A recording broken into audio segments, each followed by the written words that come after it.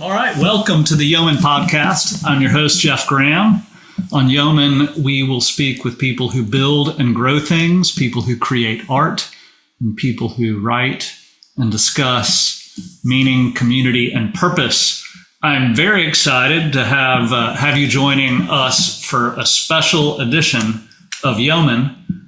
We are with my father, Tom Graham, my father and business partner, Tom Graham, and we're sitting in his study here on Creer Lane in the neighborhood of Ion. Ion is 762 acres, or 762 home sites on 244 acres in an infill location in Mount Pleasant, South Carolina. We began the development of Ion in Dad and Vince, my brother, began the development of Ion, pursuing it in probably about 1994, I'd say. Is that right? Or somewhat earlier. Yeah. We had a lot of preliminary work, both in searching for a suitable location within Charleston. And then after we identified this particular property that we wanted to develop, going through and enticing the landowner to sell it to us, and then to go through, and after he agreed to sell it we had a deal, then it took probably another 2 years before we actually had a contract. And then we thought we'd died and gone to heaven, because at that time, the town of Mount Pleasant had a master plan that they'd spent 10 years in developing, and they were all into it. And it was describing they wanted to be a traditional walk-in neighborhood for the whole town when they grew up. And they identified two particular parcels of property on Mathis Ferry Road that would be ideal for a start. And that was the property that we contracted to buy from David Jordan. So that was a long time ago, and we're going to get to that. I think this episode will be probably particularly interesting to people who are interested in the new urbanism, interested in real estate development, and interested in hearing the path of someone's career from their childhood and small town South Carolina on to Atlanta, and then ultimately down here in the South Carolina Lowcountry where we are right now. And it is quite a saga, so we'll get into it. This is real estate development is an interesting business, and Dad has seen it all. So I want to come back to the path to taking Ion from a piece of land that was not yet under contract, owned by the Jordan family, and to how it came to be where it is now. But before we do get to that, can you share a bit about your place of origin and your background there, and how you went from a little town in South Carolina to Atlanta, and then maybe we'll get into sort of what brought you down here. Okay, that's a pretty long journey. I could go on and on about different aspects. I was born on Jefferson Avenue in Rock Hill, South Carolina, which was about on the bed. The doctor came out to a house and delivered me from my mother's womb, of course, on this bed. And so we didn't go to and it was not unusual at that time, but it certainly would be today, probably, for better or for worse. Yeah. Anyway, a twin bed. A twin bed. Two of those twin beds. We have those beds now, but we don't know which one you were born on. That's correct. We don't know. I don't think we... Different mattresses, new mattresses. That's certainly true. Yeah. So we were there, and we lived there in that house for a number of years. Shortly after, it was probably a year and a half. I was born in 1941, and maybe 2 years later, my father was drafted, and he was drafted right after, or maybe Well, anyway, my brother was conceived before he went off to that war of course it was World War II, so we lived there, and then he came back, and then subsequently, maybe 12 years later, we moved from that house to another house he built, and they built together. So that was quite a transition. And then also, and there's one brother 2 years behind you, Uncle Jim. Yes. And then a sister not long after that. Well, she's about 5 years younger than Jim, so she's about 7 years younger than me, because she was born after his return. After his return. Yeah, she was conceived and born after his return. That would have been awkward if it had been before his return. Probably so. Yeah. That would have been particularly awkward. No, but that was the case. My mother, while he was gone, she in this little house, 1,200 square feet. I mean, it's pretty. Well, a friend of theirs, their couple, he had to go off. The father had to go off to war, and they had a young daughter, and the two of them moved into our house. And I think there was another woman that lived in there too. Mm-hmm.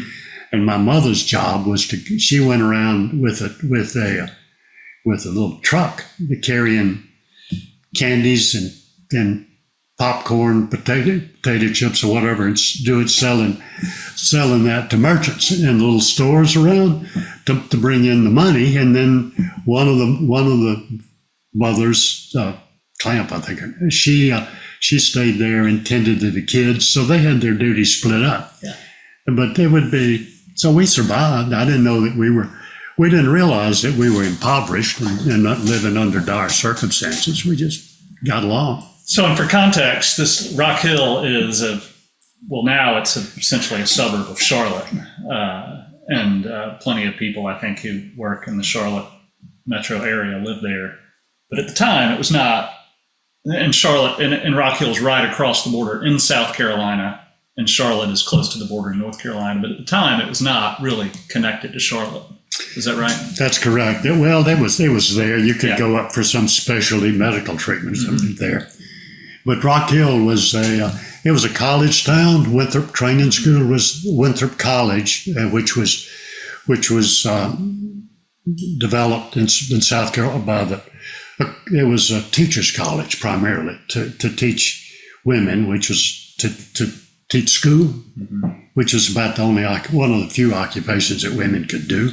It would be practically, and it also had a number of textile mills. Rock Hill Printing and Finishing Company was there, and they would put prints on different clothes, and they had a lot of other different kind of textile mills there. And so, that was my father. He had these vending machines that he would operate, and I'd go along with him. He would troll along his candy boxes and fill up the vending machines, both in the college and in the bleachery and these other textile mills. And I would go along sometimes too. So he did that. And so you went to, what was it, like Rock Hill High? Is that where you went? Or? No, I went to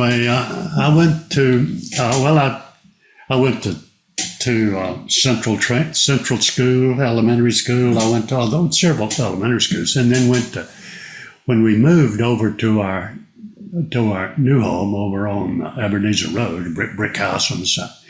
Then I went to Winthrop Training School, which was not a reform school, but it was a school that Winthrop College used to provide training assistance for the teachers. So we had college professors that were as our kind of professors in school, in the grammar and high school. And the teachers would come over and learn how to teach. And we were their kind of guinea pigs. But it was a little bit... Keep going. I'm making sure all the systems are still doing what they're supposed to do. All right. But these teacher trainees were fairly close to the age of their students at that time. So we had occasionally there would be intramural activity that wasn't sanctioned. So these were also like the new experimental, you were getting experimented on, is that right? Like these were the latest techniques that were being taught in school about how to instruct young minds. Well, I guess you could say that, but we had a variety of teachers. So they ranged from just exemplary, top flight. From Billy White was an English teacher, and he was super, and Miss Nymarger taught us mathematics, and she was great. And we had a number of them, and we had some absolute bozos it was hard to believe that they would recruit these folks. And our class was they were maybe undisciplined, you might say, and without restraint, and sometimes would do mean tricks on some of these teachers that were really horrible. These are South Carolinians, after all, sort of an innate discomfort with authority. That's right.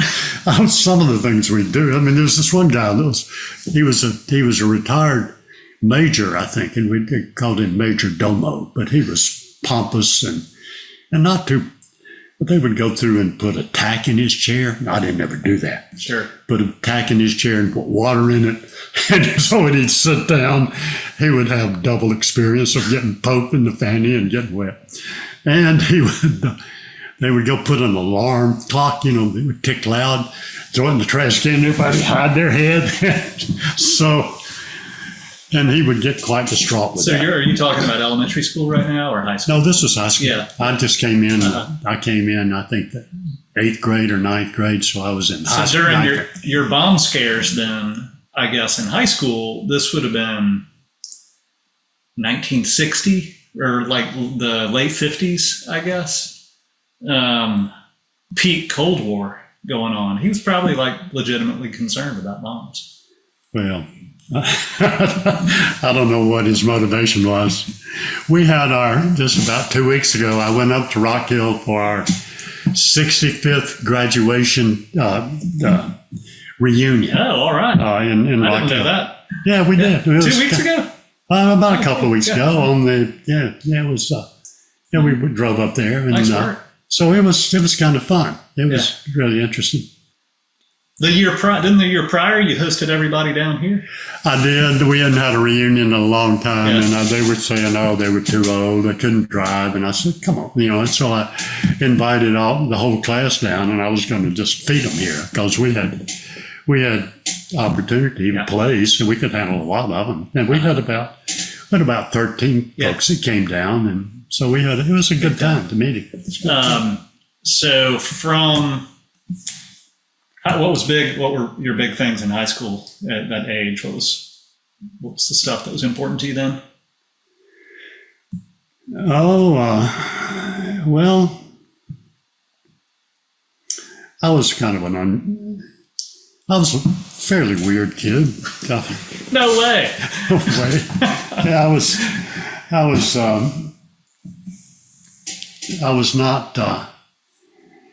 I wasn't an athlete particularly. I did play football just maybe one season, and the coach told my father. My father was a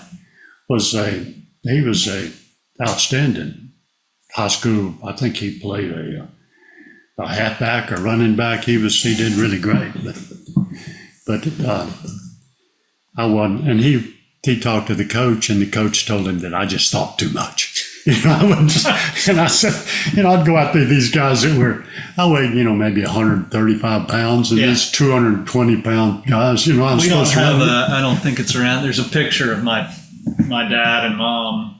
You'll get to this, but you got married when you were 21. And I think mom is not showing, but she's expecting my oldest sibling, Vince. And dad looks like he might weigh 130 pounds, So. Well, she wasn't expecting when we got married. No. This is a little bit. This was like 5 years after the period you're talking right now. You still weighed about 130 pounds. Well, I was then. That's what it was. Yeah. But anyway, it was. So it was but it was interesting. Like high school, I was different. When did you pick up your? So when I was young. We always had a copy of the magazine, little publication. It's called The Freeman, and it was published by the Foundation for Economic Education. Right. And now it's Leonard Green. It's all online now. Is that magazine? There's no longer a print magazine version of that, is it? It's no. They curtailed the printing of the Freeman. At least 15 years ago, a long time ago. So that was always around, which would be call it classical liberal, lowercase l, libertarian publication. But as you were a big reader, big thinker, in your head a lot as a teenager, right? Is that fair to say? Well, that might be pushing it a little bit, but it was. Directionally, I was that way. I was kind of nerd-like, I would say, and I didn't care. I did. It did kind of interfere with my love life, I would say. But, well, when did you begin? When did you develop an interest in kind of political philosophy and economics and things like that, which to me you weren't always talking about those things when I was little, but it was just sort of always around. It was it was, at least parts of conversations that were around. When did that interest take hold? I thought it would be sometime well after I graduated from college. Oh, yeah. So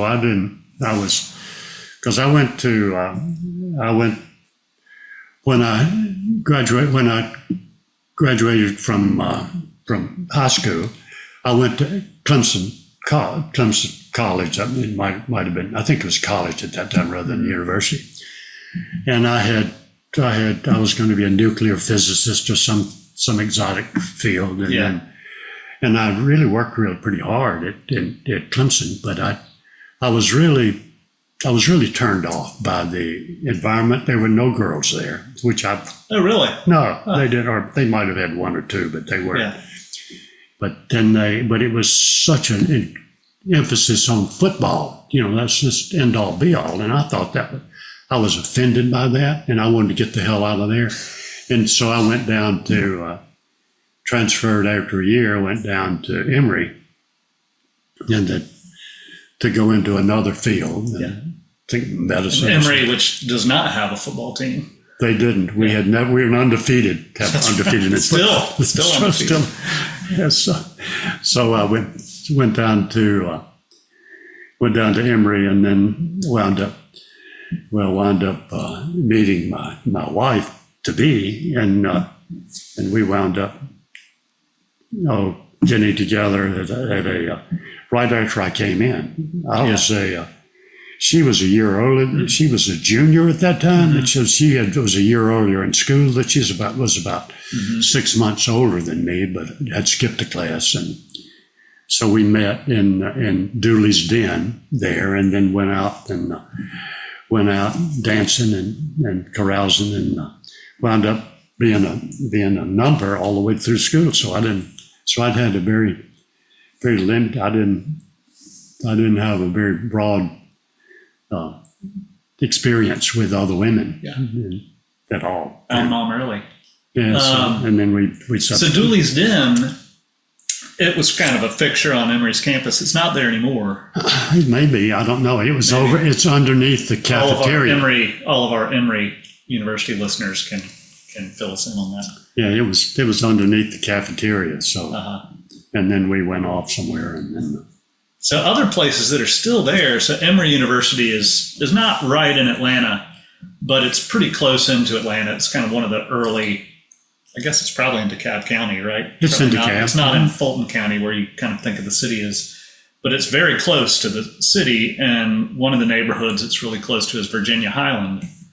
And there's still, like, y'all would hang out at Mo's and Joe's. Oh, yeah, we'd go Yeah, to which Mo's is and Joe's. still there in Virginia Highlands. So that was, I don't know what the drinking age was in, but we went down. Was there one back then? I think they might have been, but we didn't pay attention.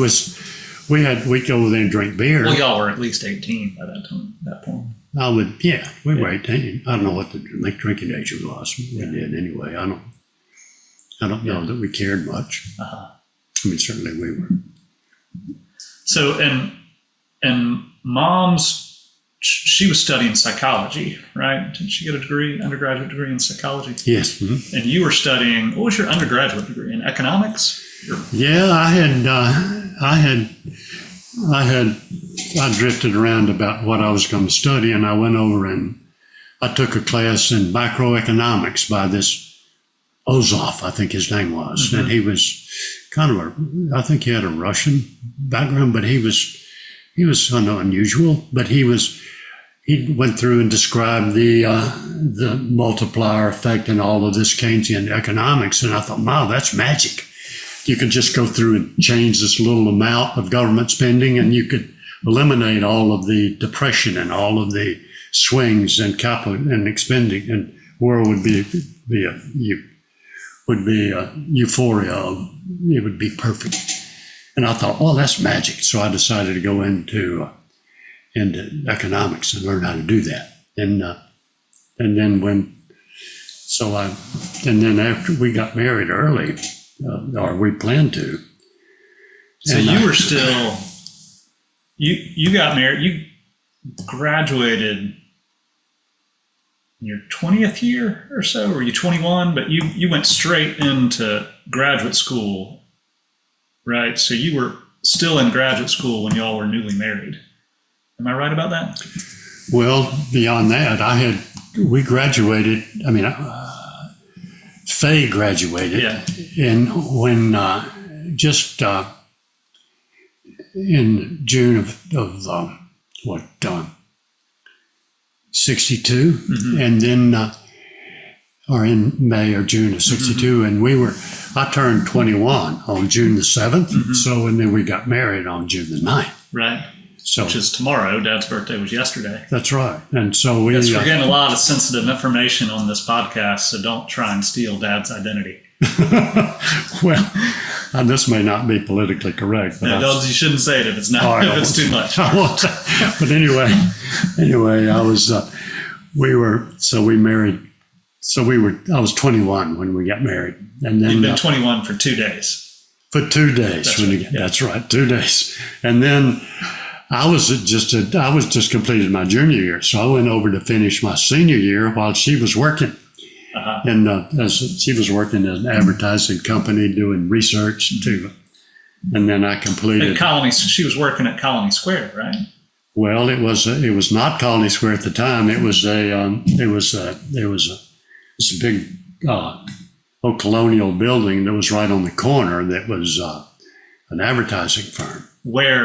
Where Colony Square is now. That's right. So for Atlantans, Colony Square is a pretty significant real estate development project. Historically, I guess you would call it sort of, I don't know, it's 20 or 30 stories right in Midtown, and modernist, kind of not quite brutal. Would you call it brutalism? What would you call that? Well, it's gone through a transition. When it was initially developed, it was inward, so they would really make it a wall against the intruders around. Yeah. And, much of downtown Atlanta was. Yeah. All the Portland's buildings were walled out. They weren't outreaching. They didn't blend in. They were to keep the riffraff out. Mm-hmm. And that was to some extent what Colony Square was. So when it was developed. I don't know who really developed that originally, but yeah. So that's where she worked. She went back and forth. It was really quite. It could be entertaining. I guess she suffered somewhat, but we didn't have any air conditioning in our little Ford Falcon that that my father bought me for $900 as a wedding present when we went down. We went down from Faye and I went down from Atlanta from school to drive over to Rock Hill, and my car threw a rod, and it sounded like a wheat thresher all the way across from Georgia to. Didn't know how well we were going to make it, but we did. And then my father bought us this little Ford Falcon for, I think it was $900, maybe it's $600. It's coming out brand new car for $600 to $900. That's right. That's right. And it didn't have any air conditioning, of course, no air conditioning. I don't know about a radio, but anyway, it was pretty stripped bare. And that was like 62, right? 1962, 63. Yeah, before the missile crisis or after the missile crisis? Oh no, this was before the Cuban Missile Crisis. What year was that? 63? No, I've got my dates wrong. This was Cuban Missile Crisis did occur, and Kennedy was killed in 63. Yeah, Kennedy was killed in 63. So the Cuban Missile Crisis was like 62 in October, and my father died of his first and only heart attack when he was 48, I think. In October of that same year, and then we had the Cuban Missile Crisis. So that was quite an eventful year for us. Yeah. Wow. So I recently rewatched JFK. Have you seen that movie? I know you've read. I've read about. You've read a lot about that period. But what a time! Goodness, it's hard to imagine going through. I think there's that 12. Both of them had Kevin Costner in it. 12 days or something like that, and then JFK. What a time! So that was right after the Cuban Missile Crisis, or around that time, and then JFK's assassination, and then that's the following year. MLK's assassination. That's in 63. Both of those in 63. And then Bobby Kennedy's assassination. Yeah. Like, 2 years later or something like that? Close, yeah. He was running for re-election. Yeah. Running for the election. Right. And the beginnings of the Vietnam War, right? No, the Vietnam War had been going on. What year did the Vietnam War start? Do you remember? Well, the Vietnam War had begun before World War II, with the French coming in so they were suppressing it, and then he continued it. Kennedy had some troops on the ground. They were intelligence or advisors, limited in number, and then Johnson just ramped it up. So I don't. And a couple things about this I think are maybe relevant to your career and life path. One you just mentioned, that a grandfather I never knew, but your dad died of a heart attack at 44. 48. And I recall, you would always say after that, you're like, I figure that's about as long as I'll ever live. I thought I'd be in the 50s. I thought I'd make it into the 50s. With the miracles of modern medicine. That's right. And he smoked 2 packs of cigarettes. Yeah.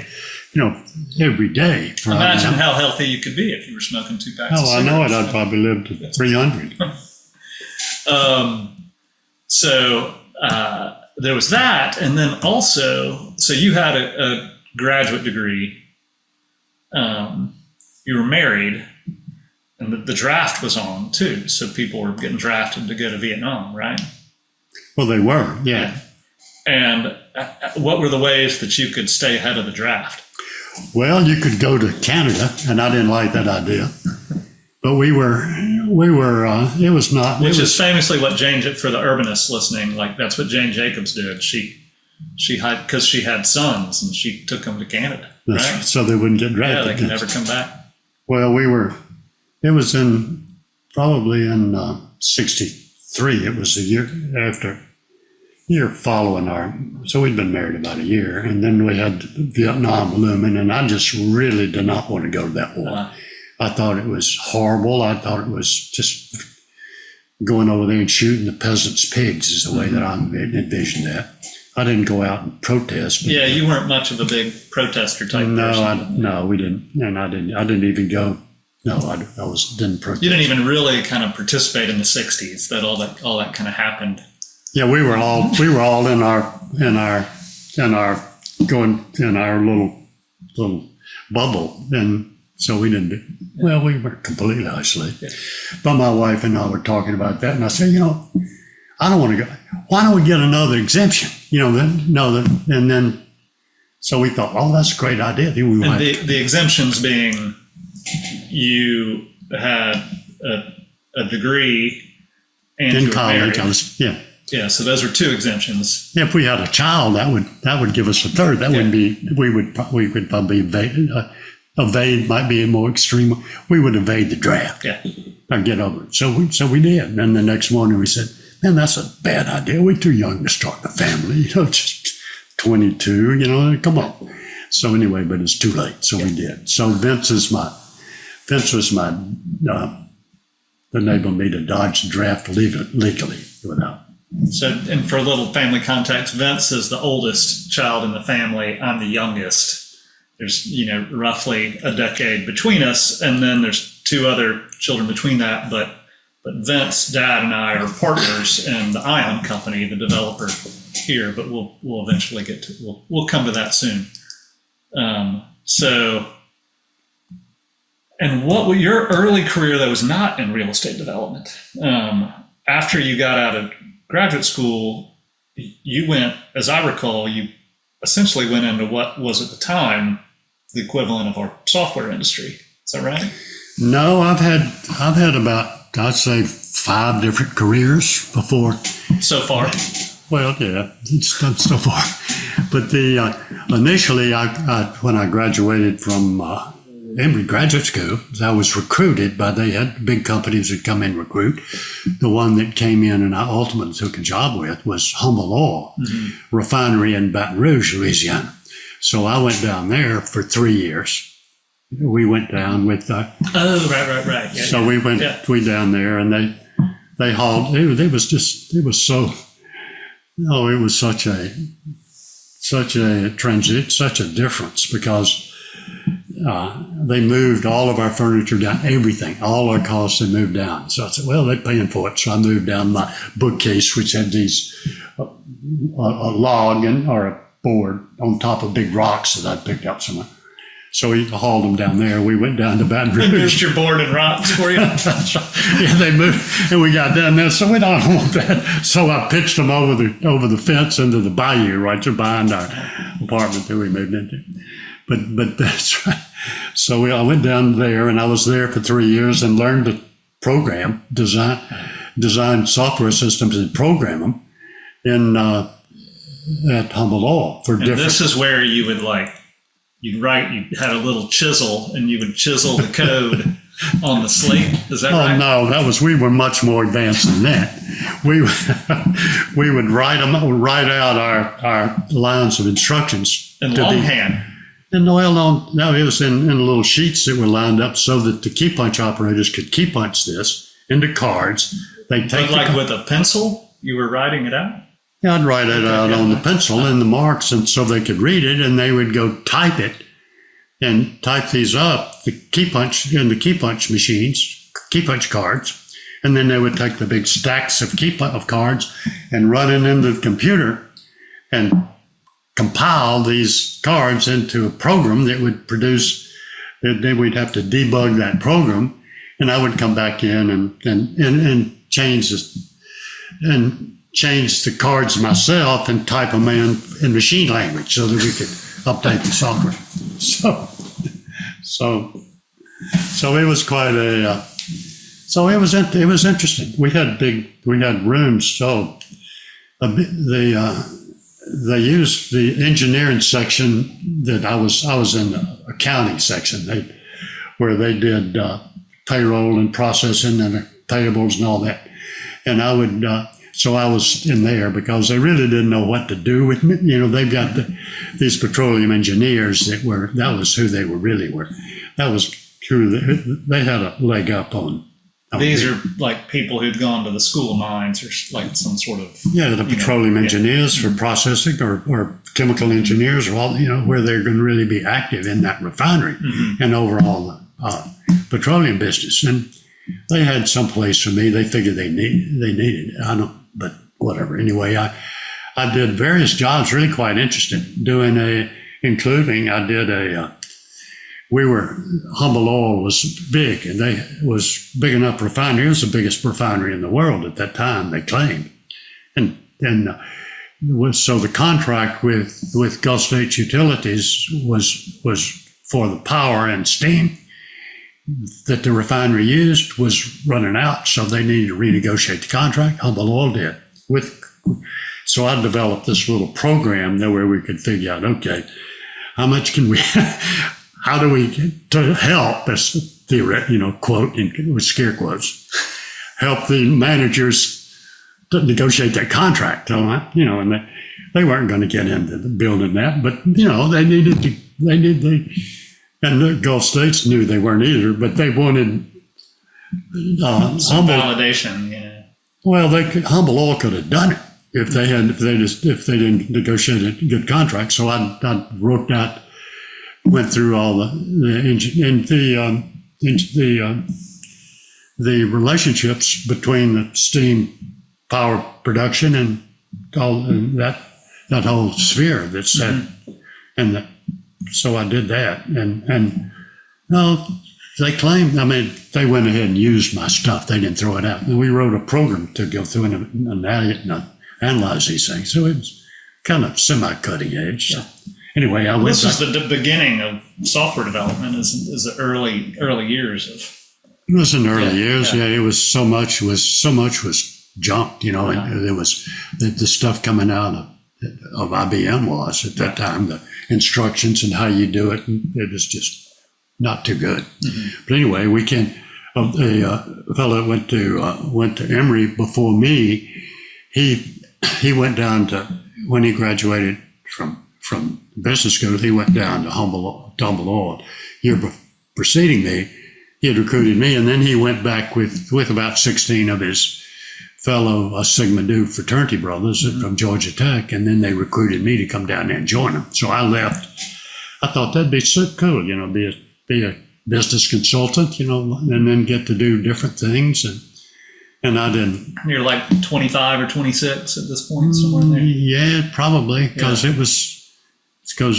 I was graduated when I was probably 23, and then 3 years, so it was about 26.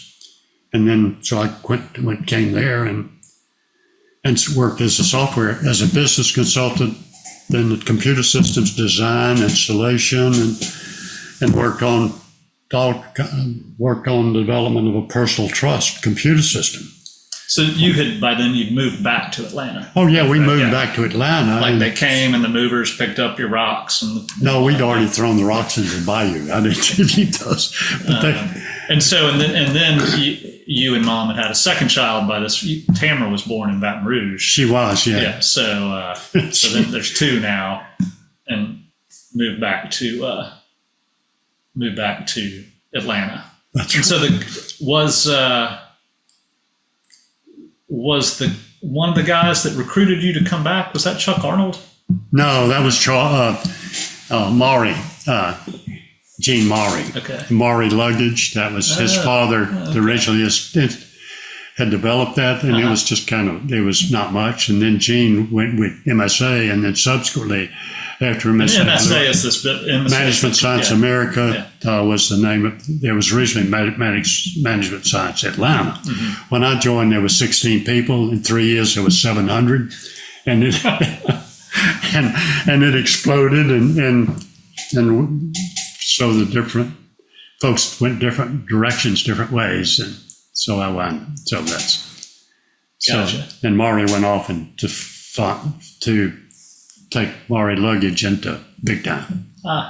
So a lot of that. And so, but that was, y'all were building software for essentially banks.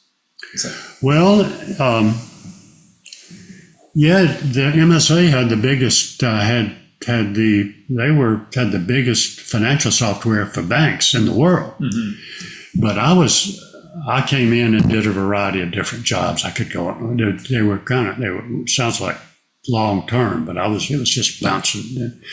Initially, it was just I had to do everything I could work to keep from being exposed as complete fraud. Because I didn't know anything, but ultimately I got in and developed a management information system which would take information for a electrical contracting company with multiple offices in multiple states and multiple unions and all kind of and they would they call in their payrolls and payables and invoices and all their budgets and their costs, their job budgets and so forth, and they would call that in, and the girls in the office would key punch this. They were called girls. Mm-hmm. They would key punch this into cards and take it and put it in big boxes and take it down to data processing system, run it all in and print all the paychecks and this and that and the other. And I was real proud of that. We had I didn't know anything about it, but the controller of the electrical contracting company, he knew all that, and the managers knew what they wanted. So I just went around, talked to them, and find out how to write it up and organize it, and then the programmers who would write all that up and use their. And I didn't know how to do that either. So they would. I was just. This sounds like great training for real estate development. Well, I don't know that it did much of that. I mean, but it worked out. It really worked out great. So they paid us $40,000. Wow! Which was could have gotten 5 Falcons for that. No, 50 Falcons. I don't know what you could get, but anyway, it worked great, and they were able to. They didn't before we did that. They didn't know whether they'd made any money on a job or not for 3 or 4 months after the job was over. Yeah. So when we put that system in, it would be boom. They knew where they were every month in terms of their individual jobs, whether they're making or losing money. So it transformed. And it took them that long to know previously because it took them that long to close out the books for that job. Yeah, to get all the stuff in and write it all down, handle all the manual and get it. So we just compressed that greatly. So it was a huge, big advantage to them. And I thought that was really a good job. I was real pleased with that, with that outcome, so I subsequently did other kind of things that I was involved in developing of a personal trust accounting system for Columbus National, might have been Columbus National Bank. They've changed their names a couple of times, up in Columbus, Ohio. Mm. And I was commuting back and forth from Atlanta to One Wall Street, Fidelity Trust, up during the development of the software. And so we wound up going in and developing that software with the Columbus Bank. And it was coming along great. And then MSA started to implode, and the banks taking them over. And they were saying, well, I had to go out. They had surplus programmers in Chicago and Miami, and they wanted me to go up there and coordinate all this. And so we had it back and forth. I had programmers that I knew could do it because they were in Atlanta, and we'd done that MIS, that management information system, and it was similar. We were just moving data around and keeping track of it. So I knew we could do it. And so we went back and forth. And the banks just were telling MSA managers that they had to do that. They had to use these surplus programs. Yeah. So we went back and forth. And then I said, this is the way we're going to do it. And they said, no, this is the way we're going to do it. So they weren't going to give in. So I quit, went off to better, greener pastures, stupid. But anyway, I could have hung around there and then picked the job up afterwards. Certainly. And then after MSA had imploded, but I didn't know that was going to happen. But, you didn't you didn't see the writing on the wall. Like you weren't aware that the MSA was collapsing, or did you know? wasn't sure about it. I knew that if they kept on doing it was essentially they overhired. Why did they collapse? Well, they had 700 employees. They'd gone from 16 when I started in 3 years to 700. They had after every boom, there's a bust. Well, not everybody, but often. I think it's often. And they had offices in Tokyo and New York and Chicago and London and, all of, and the banks would everybody just give them money because we were right at the forefront of the innovation of the world to come. So they just kept throwing money at them. And they lacked, it was his overall management, the reign of capabilities of handling all these different things going on and all the people going on. So it's just too much for them, man. And so you left MSA, that had to be like 1970, roughly? No, it was in the late 60s somewhere, late 60s. So, and I spent about a year trying to take my software system the one I considered mine. I had developed it for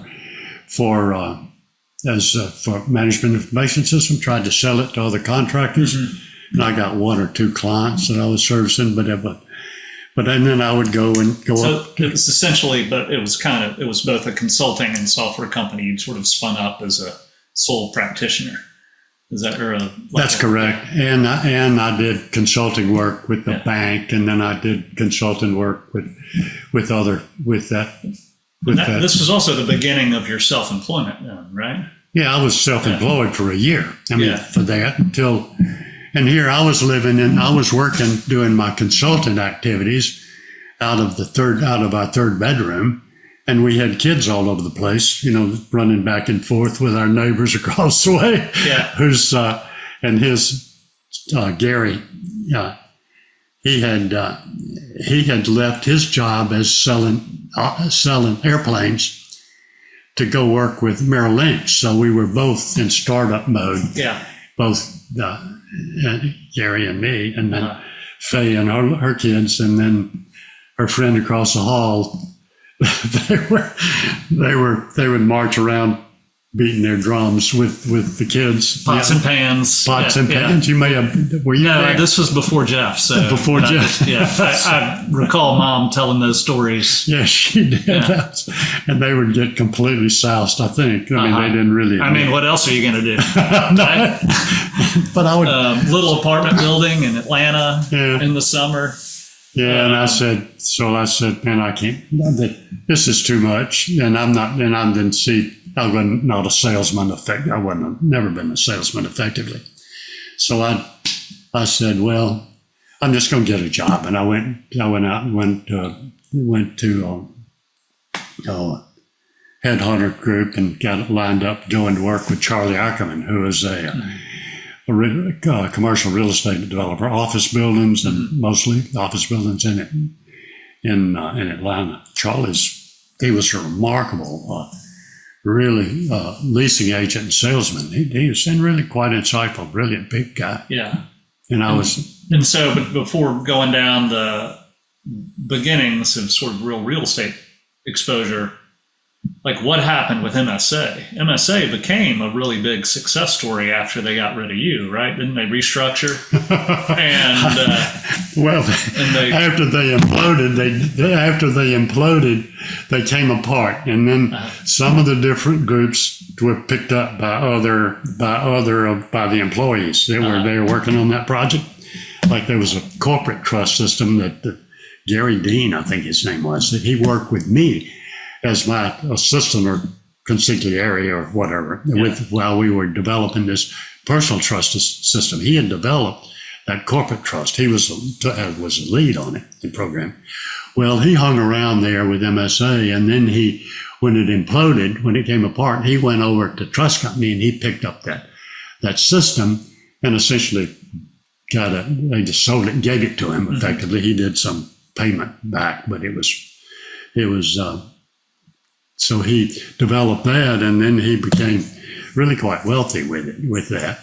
And the others, they were friends, other friends of ours that they went and developed, set up all the programs for this. So they went up, it came in different directions. Mm-hmm. And the different components that were left of MSA, these software, they would rise from the ashes and reform. So, mm-hmm. and so many of the people that stuck around, they continued in the software development or just a consultant or something like that. Yeah, I wonder, I don't know the path, but Atlanta's been a capital of financial software, banking software forever. Well, since MSA. Yeah, right. And so MSA was the kernel, is that right? Yeah. That started all that. It's interesting. So, and now working for Charlie Ackerman in commercial real estate and kind of a controller capacity, right? Yeah, I had several jobs to be in the. And prior to this, like essentially no real exposure to real estate as an industry. No. Yeah. And you're around 30 years old, maybe? Well, it would be was probably late 20s, I guess, maybe 30, because you're not up to. So Eric wasn't born yet. Was Eric born when you left MSA? He probably wasn't born yet. I don't remember the dates as to when he was. I think we'll probably get to it, but eventually Dad leaves Ackerman. But the story, as I recall, my mom telling the story, it was like, your father came home one day and I was, 8 months pregnant with your older brother, and he let me know that that he'd quit his job and borrowed my dad's, my grandfather, her father's life savings and bought a piece of property over there. That's the story that she would say. I don't know if that was exactly true or not. No, that's not. I didn't do that. No, it was.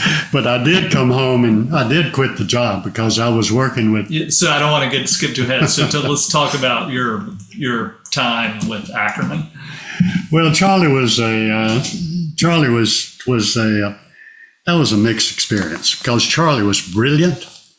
And he had $1 million annuity essentially from lease commissions on deals on office leases that he negotiated. Mm-hmm. So that would come in, and he'd use that as his kind of funding source to go through and build it to continue with the business.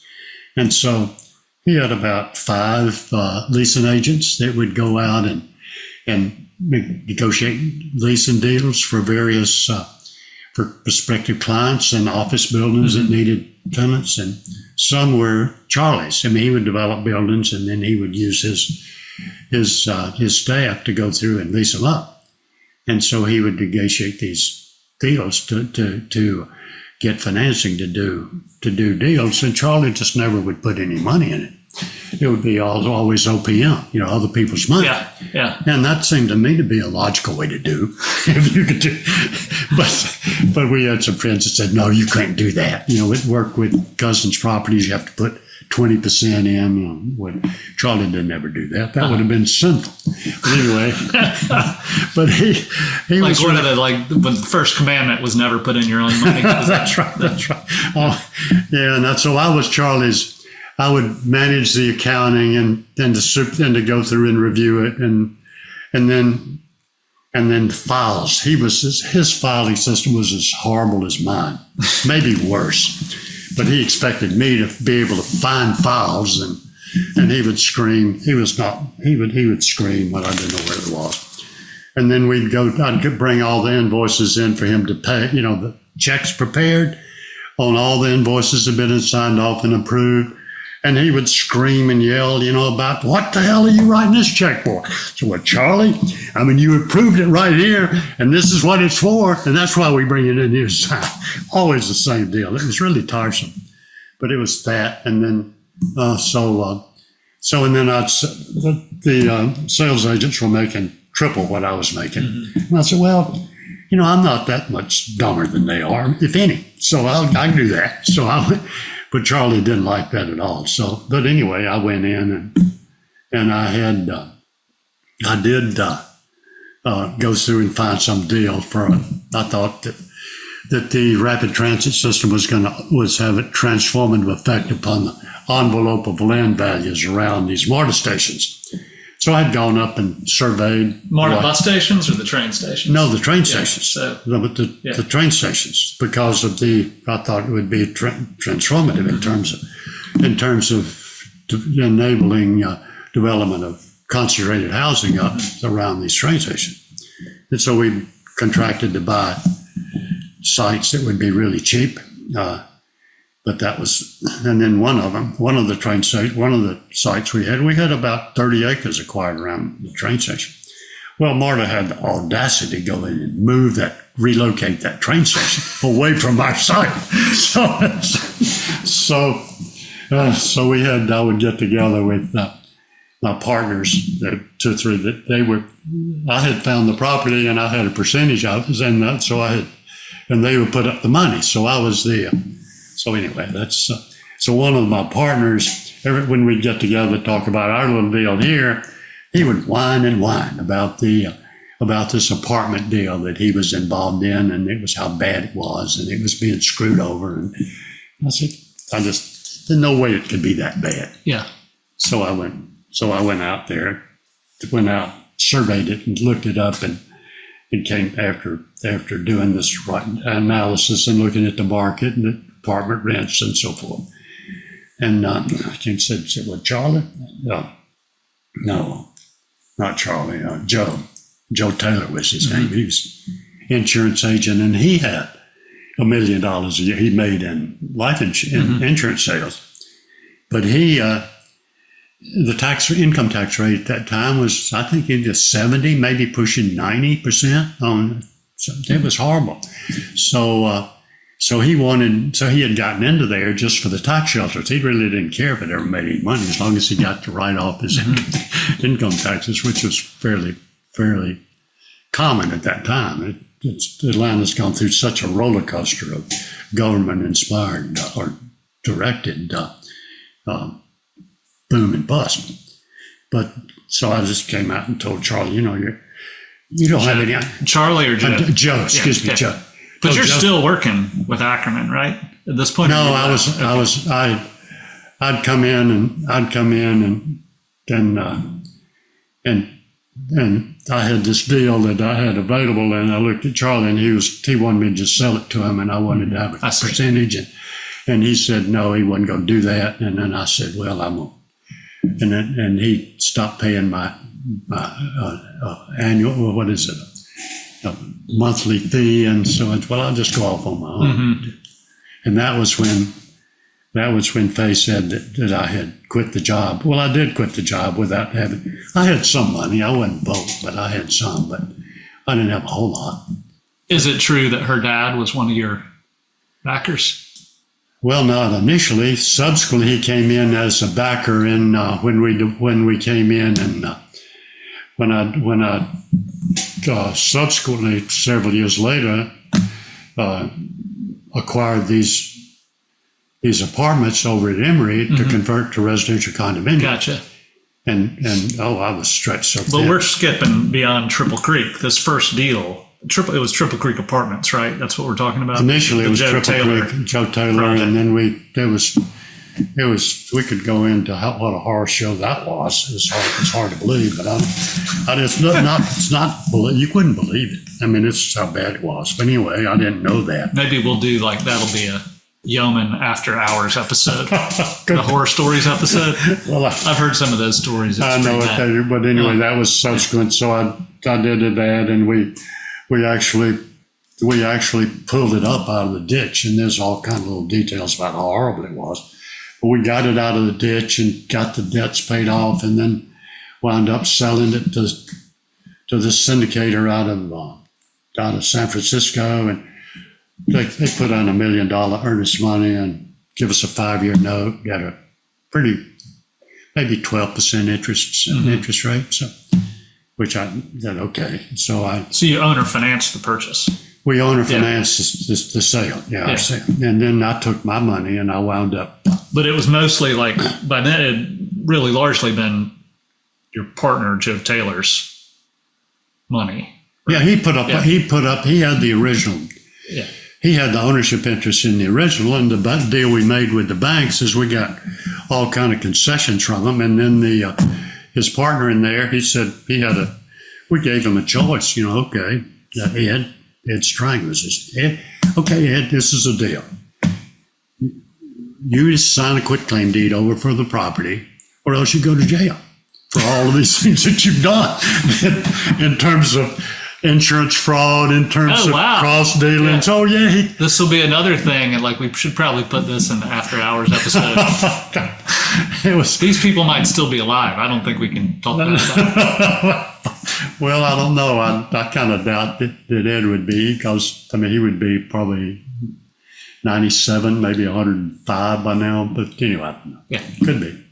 But anyway, it was. We might bleep out Ed's name. Probably good to do in case to avoid offending his grandkids. Yeah, that's right. Could be. Yeah, you wouldn't want to offend anybody. Yeah. So I don't want to speak ill of the dead. No, even so. Yeah. So anyway, we gotten out of that and sold it to this syndicator, and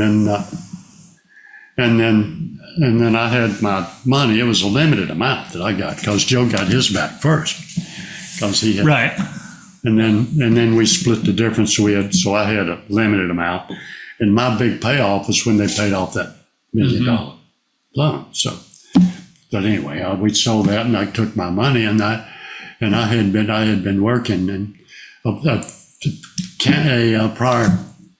compatriot of mine at MSA, he was selling boxcar interests for the tax deals, but he did present to me this an offering of for sale of these, what is it, Chateau Harwood apartments over at Emory University. And I had been searching for about a year to try and find some apartments in that area that somebody would sell, that the owners would sell. They wouldn't talk to you because they were running 100% occupancy, no turnover. It was just students or professors? Or? No, there was just a whole area around Emory and Decatur. It was really a strong market. Yeah. And this is 1970 by now? No, it's 79. Oh, 79. We've jumped forward like a decade. Well, I had the Triple Creek venture with the apartments was 75 when we took over that. Yeah. So I had different things going on between. So these are things like these are project names that that were present in my childhood. So I'm always talking about going and checking out the apartments. Oh yeah, we go check out the apartments. To pick up trash or whatever. So we went and did.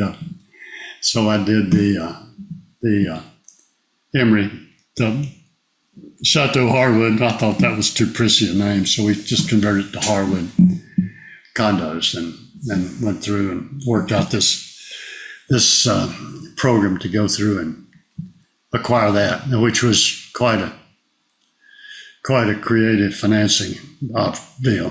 So you acquired that apartment building and then did a condominium conversion, right? Well, I wouldn't put it that way. I contracted to buy the apartments, right, and then lined up the program to finance it with converting it to residential condominiums. Mm-hmm. There was a significant gap between you could call it an arbitration gap between what people would pay to own their own home and how much rent they would pay. Mm-hmm. Big gap. So there was enough of a gap so that we could acquire the units.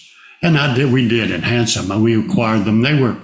It was very well built and awesome location, right in the middle of Emory University. And they had built it to keep. Most of the apartments built during the early 70s were tax deals.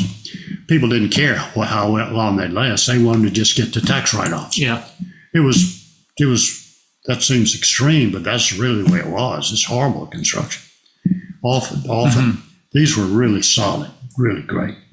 So we had gone through and put together the program as, okay, this is the nature of the construction and description, and went through and had architects to go through and check out to see where any kind of deficiencies, to pinpoint them so that we could fix them, either fix them or point them out. I mean, what the nature was, so that I want people to be happy. Yeah. I didn't want them to be mad at me and or sue me. I didn't want them to be.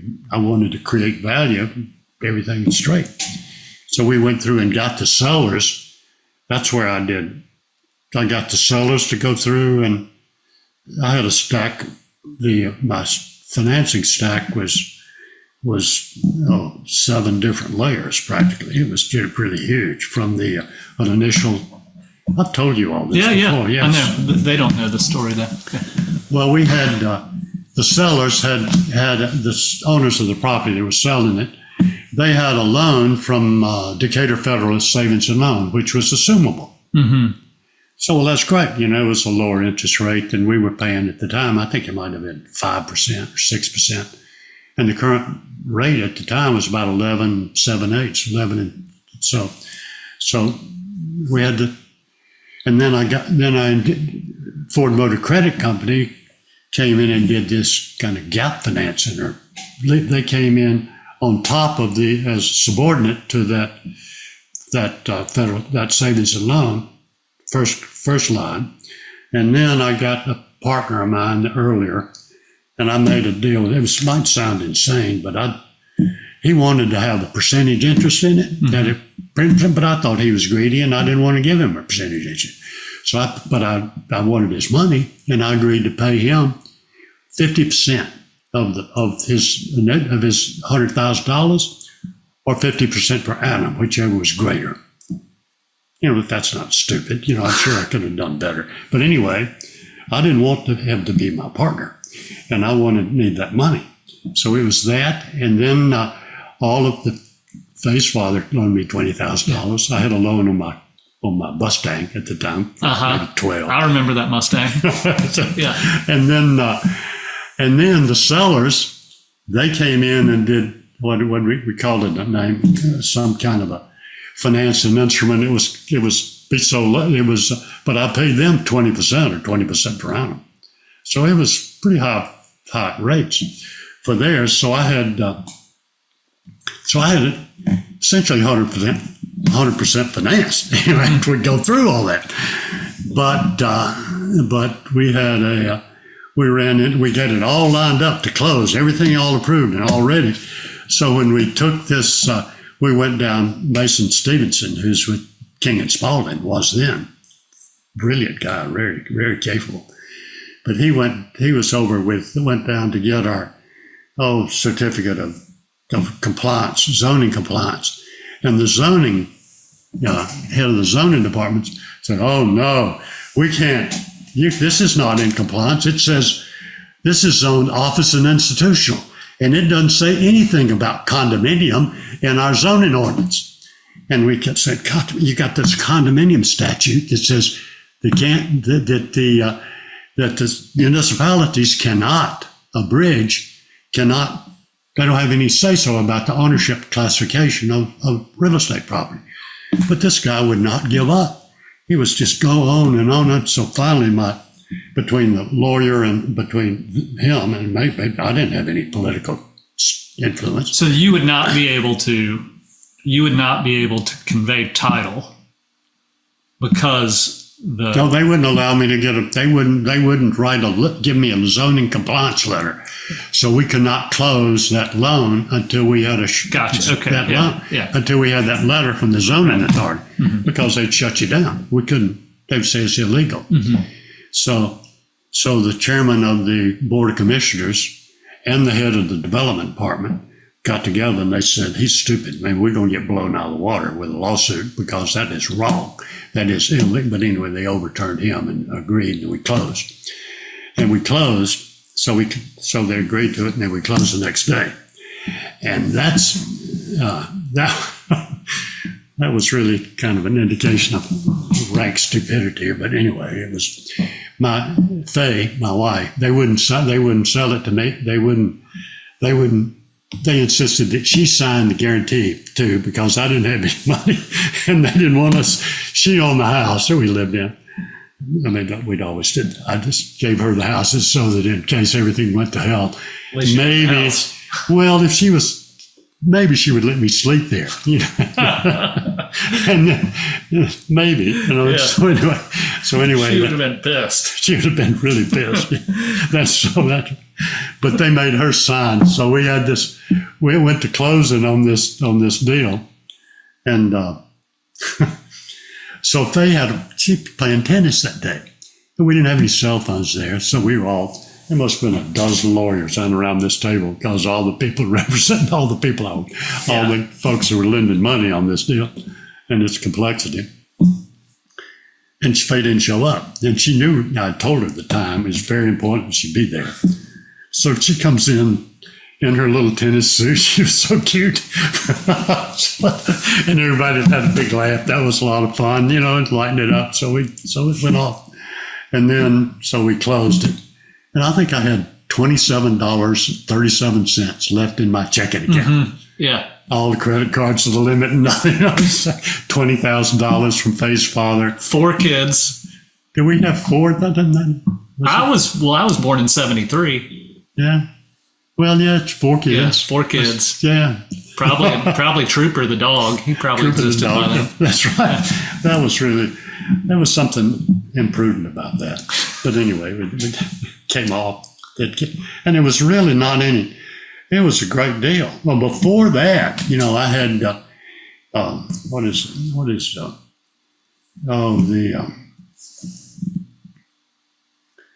Billy Payne, who was an attorney. Olympic guy? Yeah, he was an attorney for Joe Taylor and I, in various things. But he had contacts with some Chicago condo converters, and he had come to me and offered me, it was either $250,000 or I think $250,000 for my contract to buy that property. And I turned him down. And so I was sitting in a. And this is Billy Payne, the Atlanta Olympic chairman. He was. This is essentially the person who was responsible for bringing the Olympics to Atlanta. Yeah, he certainly was. He managed that, and then he ran that big golf resort down Masters, where they have the. Oh, really? Yeah. What is it down at Augusta National? Augusta National. Yeah. So, and then I mean, to just show you how it really kind of maybe. Well, whatever. It's as far whether it's foolhardy or insightful but I had Billy had gotten these Chicago condo converters to offer me that $250,000 for the contract, and I had hired these consultants to go through, and I had never done this conversion before, but these consultants had worked for banks to go through and do the conversion, so they had this template of how you go about doing it, you know, converting the residential apartments to condominium by checking all these different things and how much you can pay. Just to make sure I understand, you've closed on the apartment building now? No, before I closed on it. Okay. Before I closed on it, no. Before I closed the purchase, Payne offered me that $250,000, and then I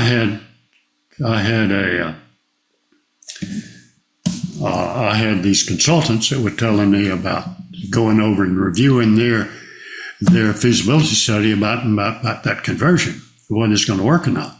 All the market studies, and I had my own market studies that I'd done internally, I'd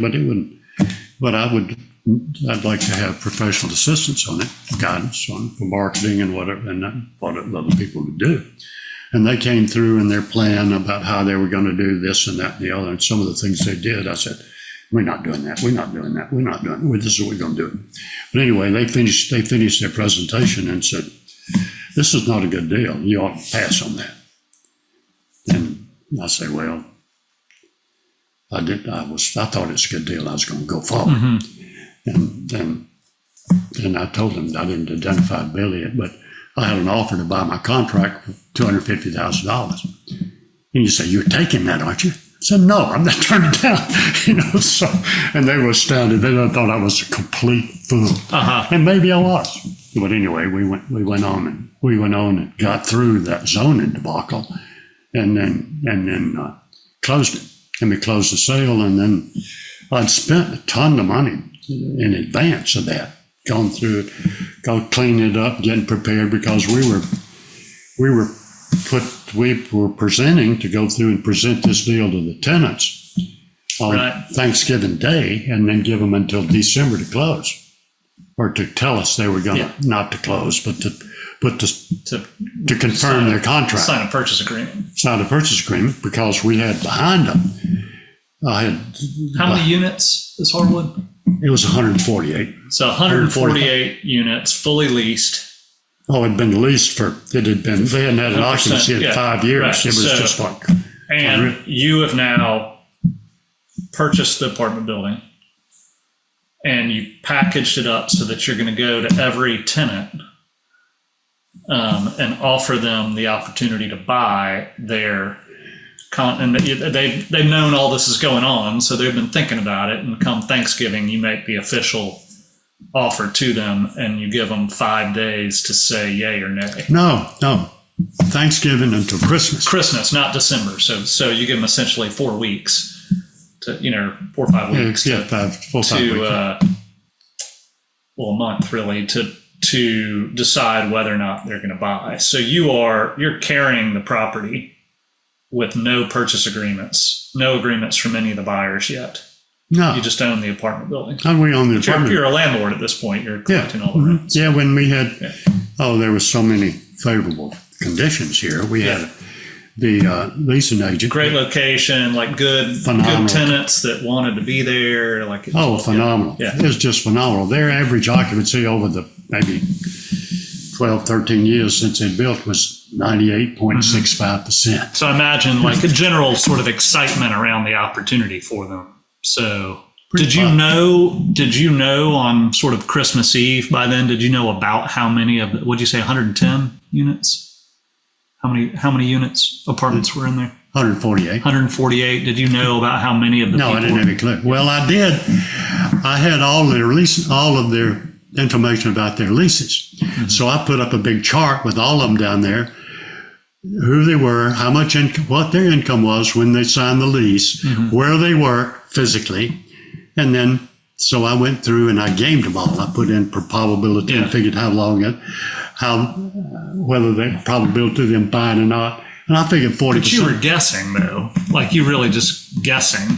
Well, of course, I mean any kind of projection in the future is a guess. Well, sure, but you had no basis. Like you didn't have. I had basis. I knew how much money they made, where they'd been living, how long they'd been living there. So I had that, and I guessed 40% of them. And how did it work out?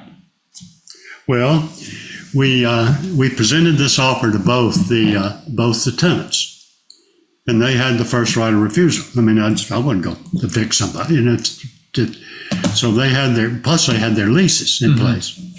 And then the brokerage firm, who were this is really kind of the brokers were the same. They were the owner. They were part of the owners. They had developed these apartments for the landowner originally.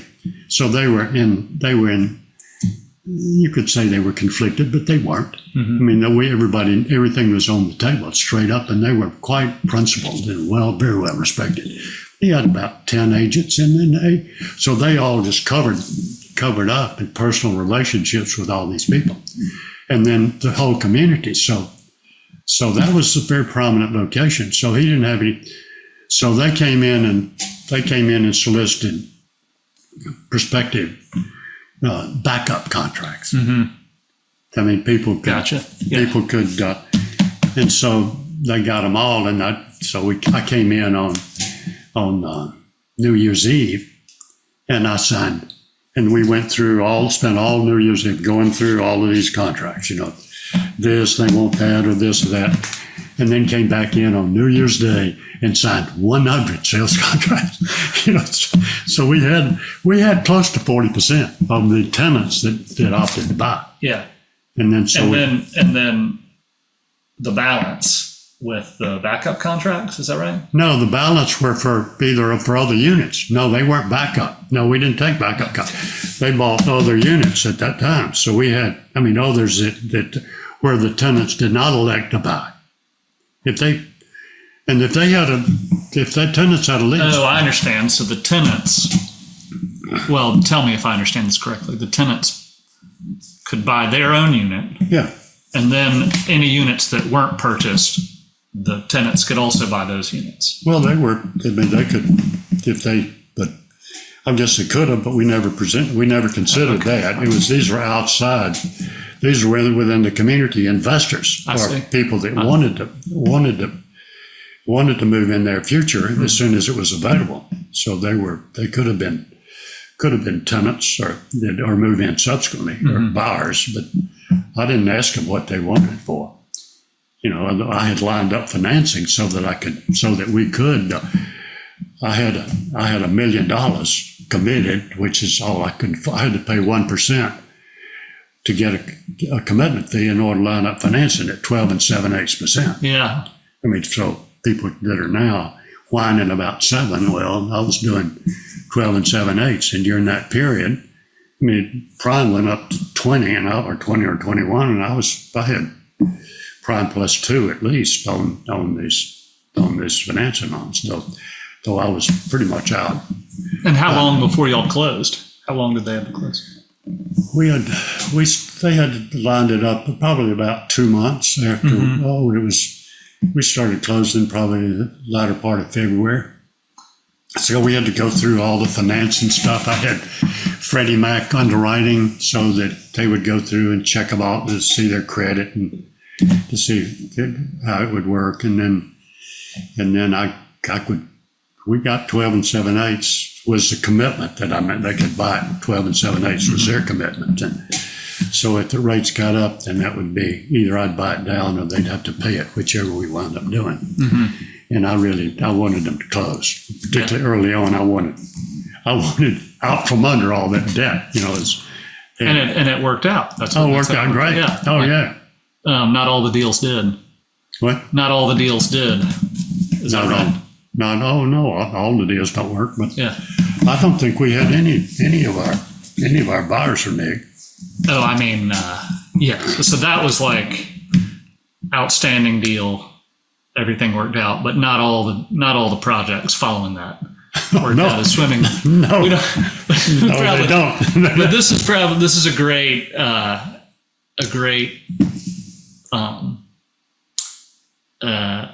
description of how one finds their way into becoming a real estate developer. But by this time, you had not done any greenfield construction. You hadn't done any new home building, neighborhood development. No, unless you would count all that experience in that Triple Creek, which was kind of like going into a war zone. Some of the tales with that could be. It's really hard to believe that it was that way. It was so bad. Well, let's go. Let's jump forward a bit now and get more into the urbanism part of your career. So was the Harwood deal your first sort of what one might? It wasn't really a rezoning, but you had to sort of. Oh, it was.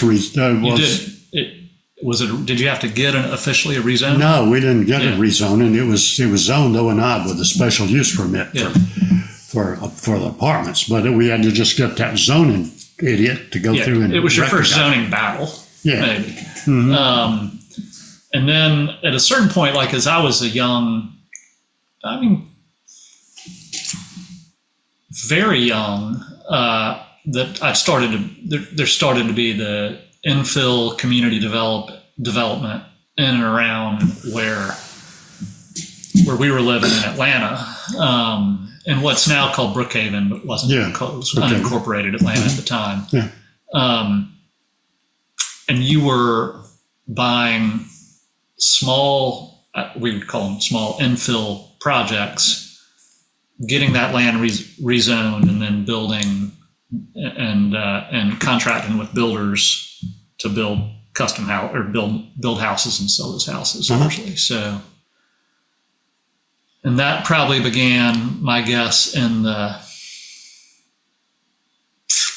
early 80s. Yeah, sometime early 80s. Because I was 5 years old when we moved into the house or 10 years old when we moved in over close to Montgomery Elementary. Uh-huh.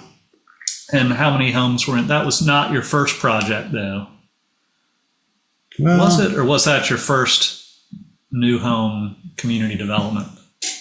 There's that one, and then Brookview, and then Westbrook. And Westbrook, subsequently. So yeah, these are all neighborhoods. Like if you know the Atlanta area, these are kind of in the area between Northside Hospital and sort of Marist High School and Perimeter Mall, all in that area in there. And a tributary to West Nancy Creek runs through there, which is a place where I always grew up playing. Like we were always could go play in the woods near there. But so our neighborhood was Chaucer Wood the first. Do you think that was the first one that you did? I don't think it was, because you had already known, you'd found essentially I wouldn't say kind of a business partner in a builder, Franco Favero, on a prior project, right? Yeah, well, there was I had a couple of deals going on, and Franco was he was really quite you had met. We could, like, each one of these deals would be a podcast on its own, but you had in a subsequent condo project, you had met and partnered with a great contractor who had recently immigrated from Italy, Franco Favero. Well, Franco worked with he was working for the Thibodeaux, and he came in and he had married his wife. He had met his wife on a cruise ship. Her father was an executive with Coca-Cola, and Franco was a steward, I think, or he would on one of the on the cruise ship. And so Franco, they met, and then they married and came over. And Franco started work with Thibodeaux, sweeping out houses. Gotcha. He was really bright. Franco was very bright, and he was very personable and really, he was funny. I mean, everybody loved Franco. I don't know, maybe everybody didn't, but he was very personable and outgoing and quick. And so I needed somebody I needed a construction supervisor for the development for our Harwood conversion, because even though it was very well done, Harwood project. Yeah, he was Franco was my contractor supervisor. I mean, he would go through, and if people wanted to have crown molding installed in their house, Franco would do it. He supervised all of our construction projects from replacing the roofs of the building. We replaced all the roofs, asphalt. And then we seal coated the streets and paved them and landscaped them and did all the interior. So we would just put a facelift on all the, so they look all fresh and neat, cleaned up the landscape and all that. So he supervised all that. And so he subsequently did that. And then, and then when we completed those, we sold out. We'd sold 100 of those units in that home. So we started closing in February. There was an acre of land adjacent to the adjacent to Harwood, 1 acre of land, and it was reserved for a road right away by DeKalb County, and they relinquished that reservation, and we bought it, and then so we sold these units out, and then one of the unit types that we sold, it's a 3-bedroom unit that we sold out completely on the first day on the market. Mm-hmm. So I thought, well, we got an acre, we've got it's zoned, we'll just go take more demand than supply. More demand than supply. So I got we got the architect recruited, enlisted the architect that designed the original building. We take that unit and we replicate it. Put three of the buildings there. We built those. Do you remember which architect that was? No, I don't. It was. I don't remember his name. I just had a brief encounter just to go through and design that. But he designed all the buildings for Thibodeau, all those original park plans, and he did that. So he did that for me. We had the plans, and then Franco, we made a deal. Franco was going to build it. So we had this deal with Franco, and that's okay, Franco, this deal. We got a cost estimate of what it's going to be. And so I wanted to build quick and under budget if we could do it. So he got a bonus for time and the cost. So he was young. This was early in his, he was just getting started. Oh yeah. I mean, he had been not 2 years earlier, he had been sweeping out houses. Yeah, right. So this was pretty dramatic, made a big jump. But he was smart and he could do it. And so I went around to try to get the banks to loan me some money to do that early on. No, for the federal savings loan, and we had paid them off. And then, no, you don't. I didn't have any experience. They wouldn't loan me any money. They say the bank, they will stick with you through thick. And they were so we were moving along there, and it was just clicking along with our closings just happening 12. We'd go line these things up, and I'd 12 a day, and try to program in. So we had the cash flow. I had to put most of it going early on in order to pay off these. Everybody wanted to be paid off first. So but after we got it down and my debts was paid down pretty low. So the cash flow was all on the tail end. So I said, well, we don't have the cash right now, but it's coming in right now. I mean, I had a tracking, I could see how much money we got programmed to come in, and didn't have negligible expenses. So we'll just build that building out of pocket, and we built the 3 of them. Wow. So that's the way we did that. Yeah. And so Franco came in and did that, and we just we built them, and then got them for sale, and people weren't buying them up because they were. So Faye and I came in, and we said, well, we'll just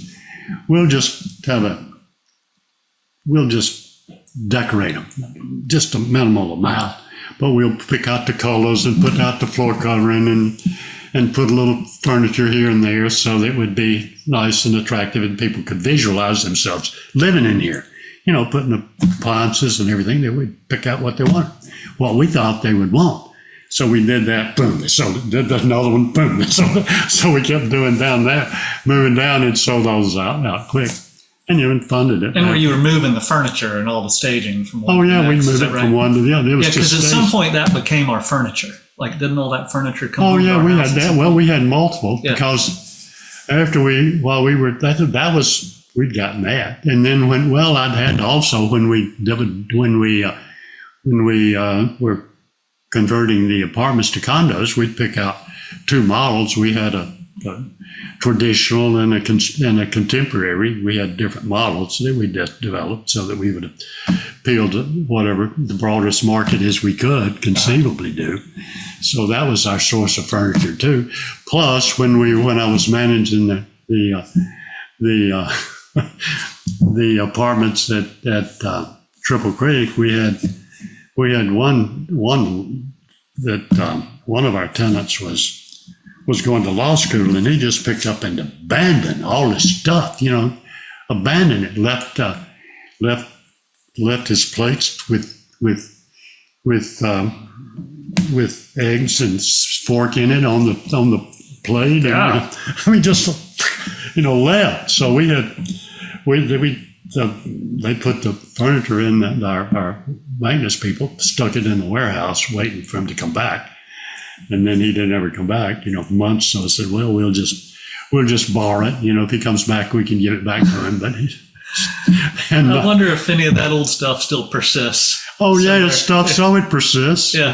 I mean, we have it in the house. I mean, some of it we gave to we gave away, and some of it's still in the house. Yeah, that's funny. Some of it is, but anyway.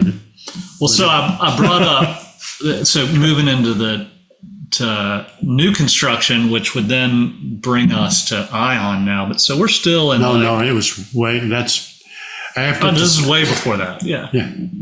Well, I was just kind of wanting us to move us in the direction of Ion. So that was probably like the early 80s, I guess. Well, about 81, maybe 80. The Harwood was quite successul financially, and and plus it really inflated my ego a great deal. Mm-hmm. And I went up, I thought the condominium market was really strong, but I thought most of the apartment conversions were substandard. So I bought some land over in Smyrna at the intersection of I-75 and 285. Right. And got a design to develop 120 condominiums. Mm-hmm. And I had Franco wanted to do that, and I thought I wanted him, but I just felt like I didn't think Franco had the experience to handle that scale of deal. And for better or for worse, I had Nathan Metzger had them build it, but Franco was, I don't know, it's Franco. The condos we built that Franco built at Harwood were great, were wonderful. And if it would have been, I don't know whether he could he might, I wouldn't doubt he could have done that. Yeah, he seemed like the kind of guy who could have done it. But I figured out. I punted on it and had, but Franco came in. We had at the same time I had discovered that land over there. It was two unbuildable pieces of property that I combined together and figured we could go and develop it in the neighborhood because it was so beautiful down that creek. We'd all walk up and down that creek. So this became Chaucer Wood and Brookview. Yeah, Brookview was subsequently developed, but it was after the Chaucer Wood was developed because there were leftover land, and then it was all on the other side of the creek. I didn't have access to it. It was continuous. Became landlocked. It was effectively, and I acquired a piece of property that would give access to it, and wound up acquiring another piece and developed that. And that was the beginning. And this was and I remember we grew up in a kind of a typical little tiny ranch house. I don't know. It seemed giant at the time, but it was probably like 400 square feet or something. But I mean, it was maybe 1,600, 1,800. It was about 16, 18. It was 4 kids, outside dogs weren't inside back then. No, we didn't believe it. No. I've never gotten into that, but I'm coerced. And then you developed Chaucer Wood and sold those lots really both to a combination of builders. This was this infill property close to Montgomery Elementary School, backing up to a creek. And you sold those lots both to custom buyers and to builders doing specs, right? Yeah. Some builders doing specs. Franco built several of them. Right. So we would including our home. Yeah, Franco built our house and then the adjoining house. Who did all those sales? Were you working with Martha Chanterbury at the time? Martha Chanterbury did sales. She had 2 partners that were in, and I thought they were great, but she did those. So interestingly, both son of Franco and son of Martha, David's, both of them, ended up, becoming my friends independently of this. Though I'd known them, or I'd known at least Franco's son when we were little, but we ended up, we're kind of friends as adults. We're both sort of in the industry in various ways. So that was, I remember that time, that seemed to me like our life changed when I was 10 or 11 and we moved from Brooklawn to Chaucer Wood. Yeah. They're like, oh, wow, like, big house, backing up to the creek, all things were cool. But then you actually like pretty much lost all your money. Is that right? No. Oh. No. It seemed like the pennies were getting rubbed together. What? No. Well, no, not. No. I didn't really. I came. It was way later when I faced possibility of losing everything. I had certainly had, but I wound up with a little help from close friends of mine that helped negotiate with the bank. So I bought them out. I paid them to allow me to foreclose it, so I could get out of it. So, but I didn't. Maybe I'm kind of flashing forward. It seemed like times are really tight around like 1989, 89, 90. Maybe I'm misremembering. Well, I had different experiences with because after I'd sold, I just really got carried away with. I came in just right after. Well, at the same time we were developing Chaucer Wood, I had previously started on the development of these residential condominiums over at 120 units over at Circle 75 Office Park, I think they call it now. At the essentially intersect.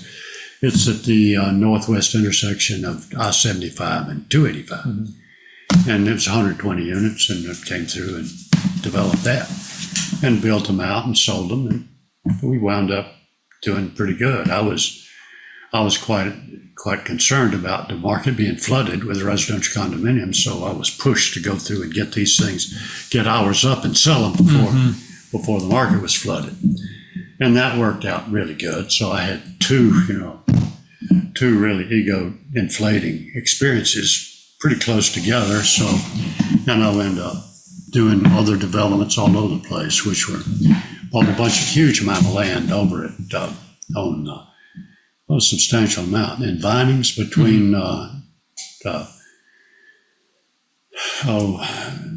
Vinings Road, Atlanta Road, Log Cabin Road, and Log Cabin Road over next to Vinings. There's nothing there about it. It was called Log Cabin Road because there was a log cabin on it. Well, there was a log cabin on it, the church, and it's subsequently, but I had. And now that's a booming area. And did Gables buy that property from you? Yeah, Gables and did. then also, did John Whelan buy that from you, or did he buy it from someone who bought it from you? No, he was down further. He was further close to the expressway, and he bought that. And so that area became sort of John Whelan Homes epicenter. If you're in the southeast, really, and you're paid attention to real estate development, over the last 30, 40 years, I guess, you would know the John Whelan name. He's kind of many a home builder came through that office and learned how to be a home builder while working with John Whelan Homes. Yeah, he did he did pretty good for a larger home builders. Really, he was kind of set the standard for quality and service for a builder operating at some scale. Probably a huge innovator. Yeah, he did. Yeah. Well, he had, as far as that, on that particular development, that I acquired all this land, and then I had 3 other subdivisions underway. That is both the Westbrook subdivision, and I was finishing out on Chaucer Wood, and then had this Brookview going on, and the market just kind of it tightened up as far as the banks, and they were leaning on me pretty hard. A couple of them were, and then so that was a little squeeze. Yeah. So I had the saddlebags, the bank, to put the fear of the Lord in. Yeah. So saddlebags. That reference is from Tom Wolfe's book, which is totally worth reading about the Atlanta real estate development world. But A Man in Full.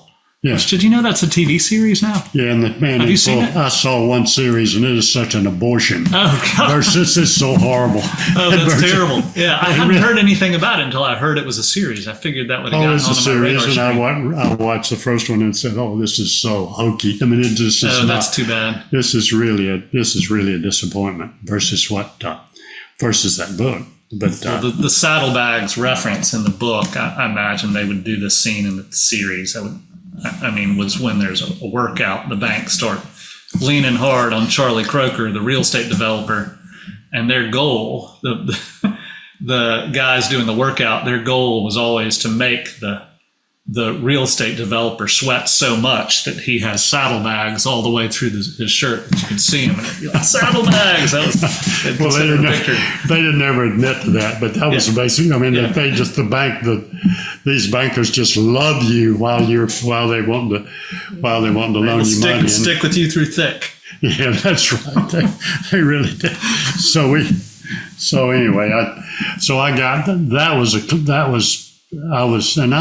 was under some pressure at that time. I thought it was a lot more than you were overextended. I was overextended. I went to the point of talking to a good friend of mine who was a bankruptcy attorney and discussed that. How do I get up? And we went through all of my financial situations. Said, you don't need to. No, you're not even close. Bankruptcy is like a poison pill. I mean, it just about kill you. So you don't even close to that. I mean, you don't need to do that. You just need to persevere and go through and work it out. So I just persevered and worked it out and got out of it. So that was the closest I'd ever come to. Yeah. And then I had other experiences with banks which could have been really devastating, but up in Charlotte with that was much later. That was sort of after Ion. Oh yeah, that was after Ion. So by this point in the late 80s, probably around 1990, 88, 89. So now Vince, oldest brother, had finished college and then worked in bank for a little bit, then come and worked with you for a little bit. He worked about 3 years. Yeah. Okay. 3 years in Atlanta. I think it was. For a period of time. And so I'm trying to put all the time together when what led to the leap from Atlanta down to the South Carolina Low Country. And so Vince then he moved to Beaufort, South Carolina to work with Chafin Light on the development of Spring Island. Yeah. And then a couple of years after that, so this probably would have been around 1990. He started a development, and you backed him on the development of this project. He started with a fraternity brother, I think, or I don't know if Bob came in later, but Bob Turner was his partner on New Point. Yeah, he was. They went to high school together, I think. They did. Yeah, that's right. And that probably had to be around I know that was around 1991 because I was finishing high school and a buddy of mine, Caleb Clark, and we would go down there. But so that project was underway, and that was what pulled your gaze. And after that, you didn't start any new No, you did. You did another project in Peachtree City, North Cove, with Historical Concepts, the architect and partner in real estate development. But after that, you really you kind of left the Atlanta market behind after that. Isn't that right? Well, I wasn't doing, don't know of other big developments that I did. I mean, I had that, I was working on with the assemblage of closing out of that, all of these land developments I did. And then I did some, John McNair was a. Right. Yeah. I would have been, it would have been Definitely needed to mention John McNair, your builder partner on some of these on Brookview, also Westbrook. Well, He's small, and these developments, they're, small infill, 20 to 40 lots. well, we had, I think we had 45 lots in the initial phase of Westbrook. And then we had another, maybe 15 that we added on. And Westbrook is west of Brooklawn Road, right, essentially, a stone's throw from Northside Hospital, one of the big hospitals, most children, including myself. I had acquired this land over there, but with an option to purchase it. I mean, with required it subject to zoning, and then it drug along, and then I had to. I wound up closing it before it was zoned, and I had one. There was maybe 3.5 acre. I don't know. The northern portion of it was for a nursing home. Mm-hmm. And that's right. Yeah. It fronted on Peachtree. Oh, what is it? That West Peachtree, or that? It wasn't West. I remember. I can't remember the name of that street, but it was over by that fort from the hospital where you're. Yeah, it was right down from it. So it was. So that was. Mm-hmm. We did. So that was. And then closed on that, and then subsequently came in and developed that Westbrook place. So those projects, you go ahead with John McNair. Well, John and I developed. I mean, John and I say developed, but it was really more. John had a pretty brutal experience with two other partners that came in, and they were doing $10 million. They had versus entry level homes, mm-hmm. and they were close. It was. Their margins were close, and they had virtually no cash put up. I mean, maybe $100,000 for $10 million, with $10 million loans. And the market turned a little bit, slowed down, and the bank. So they had maybe 5 banks, and one of them just held out. They thought they could make more money by just foreclosing and taking the houses. Mm-hmm. So they threw them into bankruptcy, forced them into bankruptcy. John stayed around and to clean it up and handle it. The 2 partners left, and they attacked him. The bank went after him for personal bankruptcy. It was just vindictive. Yeah, just horrible. But John, he was incredibly capable, talented, both manager and executor, and he could just get it done. Mm-hmm. But John came into. I had these subdivisions going on. Westbrook and Brookview and other. So I needed those houses. I needed talent to build those. So we formed a partnership where he needed to get financing because he couldn't get it because bankrupt. He couldn't get it personal. For I don't know how many years they had him out. And so I wanted sell those lots and get those built, and I wanted out of the financing because I didn't want the guarantees because I thought market could turn on you and catch you, and I didn't want to be caught. So anyway, it worked out great. So John was able to. We built. God, I don't know how many we built. 50, 60 houses or more than that. I mean, a great number. I remember we went up and developed subdivisions here and here. It was really that I say we developed them. Essentially, John would do the only thing I did is line up the money and put up and sign the notes and he wanted to get on the notes and I wanted to get off of them. So that worked out great, you know. And so we built out the subdivision and then John subsequently launched his own and was able to get banks to loan him money directly, and then he had other partners that he got in with. So he built out that business and then opened up back in San Antonio, McNair Homes, which is a big home building operation. Yeah, he is, and he still has some activities in Atlanta. Right, and he comes back and forth. Yeah. He's a great guy.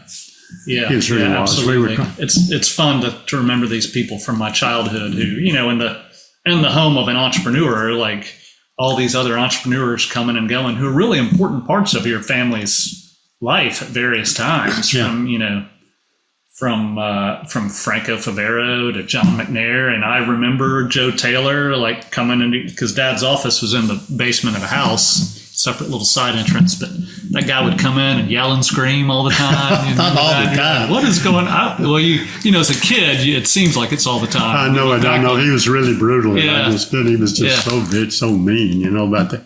Yeah. But he had reason to be, you know. He didn't have reason to yell. Well, he did, you know. Sometimes you get really upset. But so you were like, those projects you weren't starting any. You did do a project with Jim Strickland, Historical Concepts in Peachtree City, but that actually follows your start. What turned your gaze to the Low Country? So Vince he had sort of become.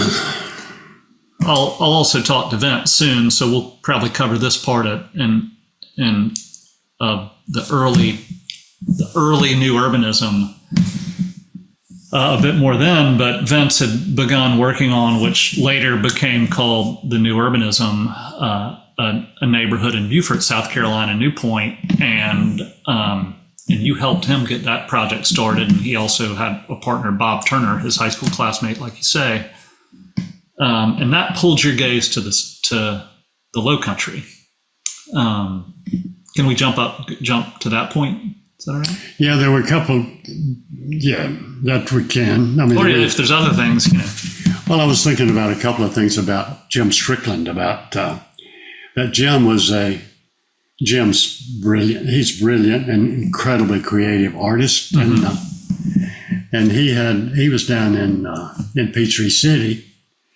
And he wanted to do a development down there, and the landowners on this, I forget the name of the property where it was, but at North Point, I think. Yeah, I think it's North. That's right. And they wouldn't sell it to him. Well, I think you're jumping forward a little bit because you met Jim. This is Jim Strickland, but you met him, you and Mom met him because y'all were looking for an architect to design your house in New Point. Well, Faye, she insisted that she was the one that found Jim Strickland and recruited him. Yeah. Well, Jim insists that too. What? Jim says that too. He corroborates that story. That's right. Well, I don't dispute it. I know that's right. But when we did, this is really kind of crazy, down at New Point. New Point's is an interesting little story in itself, the way it was structured, the way it started, and something I hope that if you've made it this far with us, you're interested in real estate and how deals happen and how all these deals come together, and like there's so much more than merely the designing and the building of them to make them happen. And so anyway, so Vince is doing this project New Point. And when he was, I don't know, this may be embarrassing. I don't think so, but it shouldn't be. Okay, well, you're not embarrassed by anything, so make are you sure it's not embarrassing? I don't think so. Well, when we were doing, when Vince had worked there at Spring Island, and he says they didn't laugh at him when he proposed to do a traditional neighborhood like Beaufort, on the 200 acres there on the 6,000 acre island.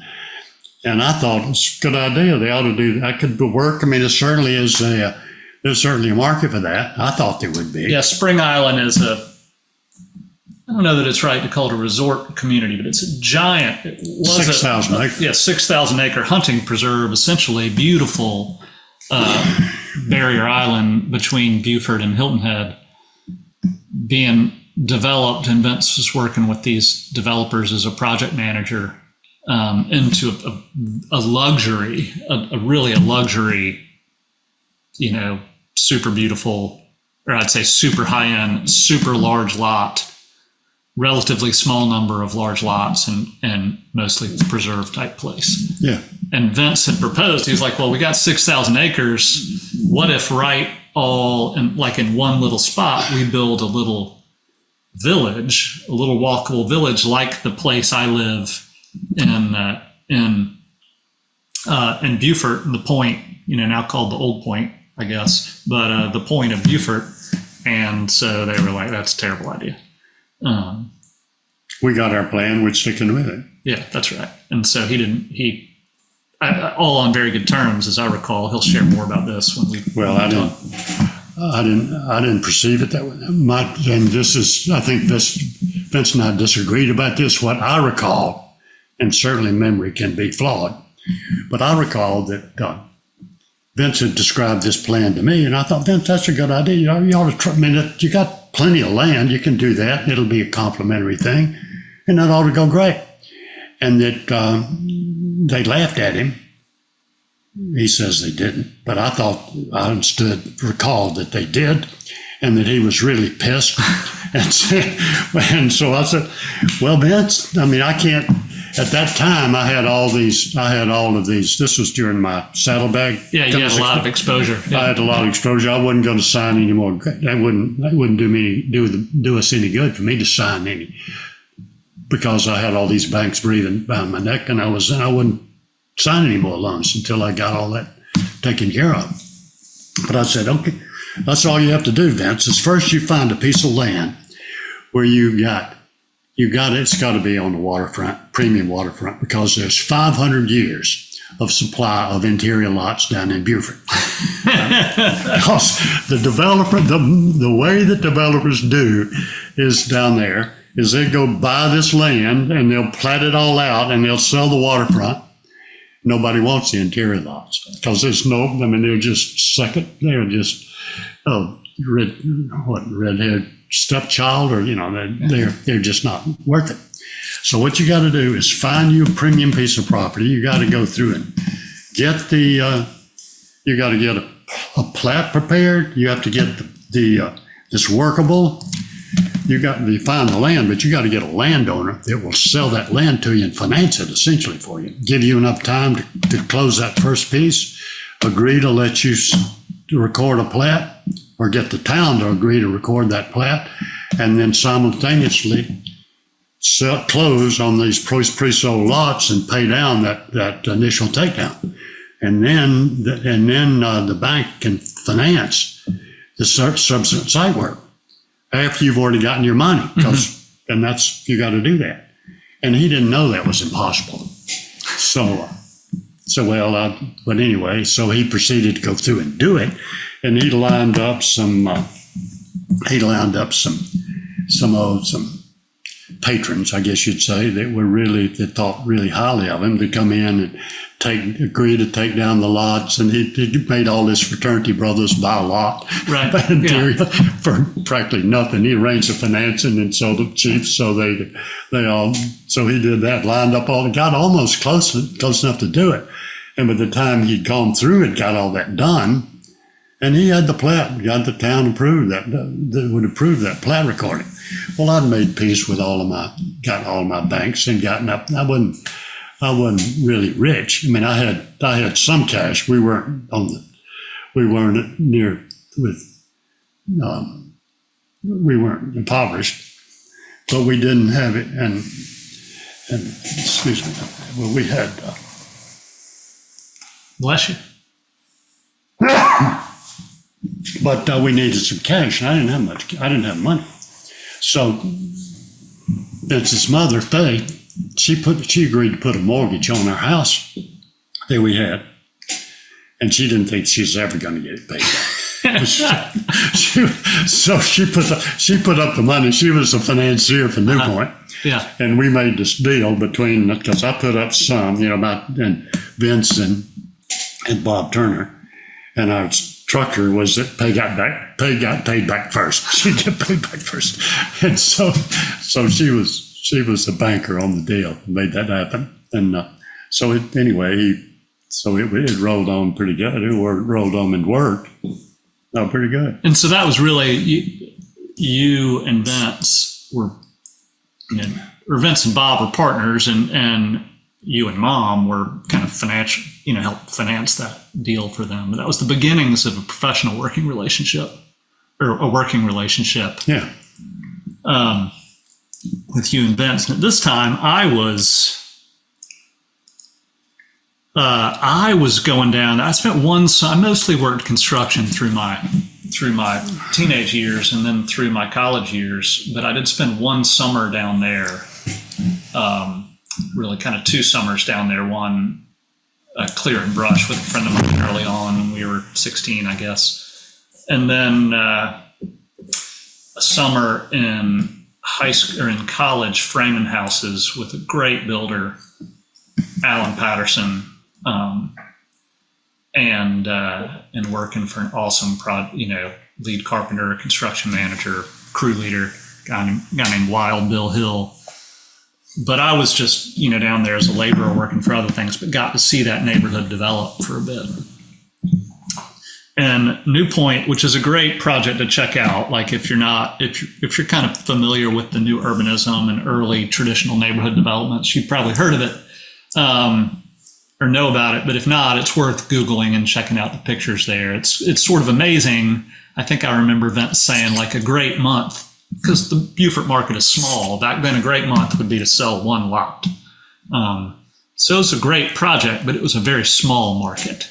Yeah. And as it looked like that project was going to be a real success, as I recall, you and he were like, oh, well, we should do this again in a better market. And we're looking up the coast a little bit to Charleston. Is that about right? Well, not quite. No, it was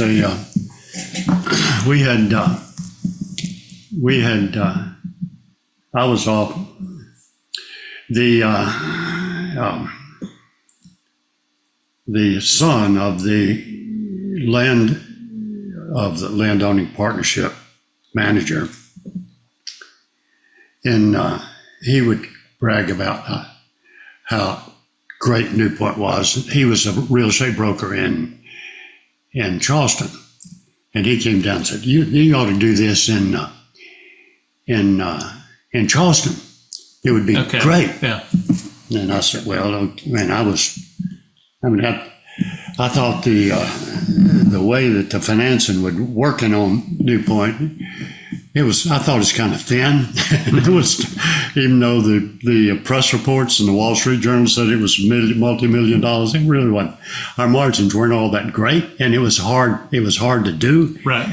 And but anyway, so Sam Levin was his name. Yeah, I remember Sam.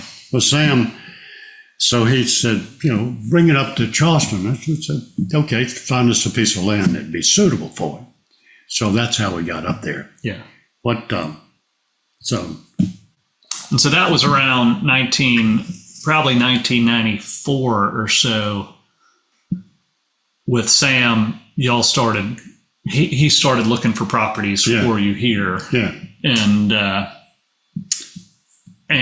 that search began. I think you zeroed in on Rimley's Point, right? The College of Charleston owned that. Yeah. Their ball fields over there, but while up here doing due diligence, I mean, as I remember the story, y'all drove past what was then the Jordan Tract on Mathis Ferry Road, and it had a big for sale sign. No, it didn't have anything. No, David would he'd get 2 inquiries a week, people wanting to buy the land from him, and he didn't ever respond. Yeah. So so he'd had it forever, and he just doesn't like to sell land. Mm-hmm. He likes to just buy it and hold it, and then get an exorbitant price on it when it was right. So Sam, as the broker Sam, had a friend that knew.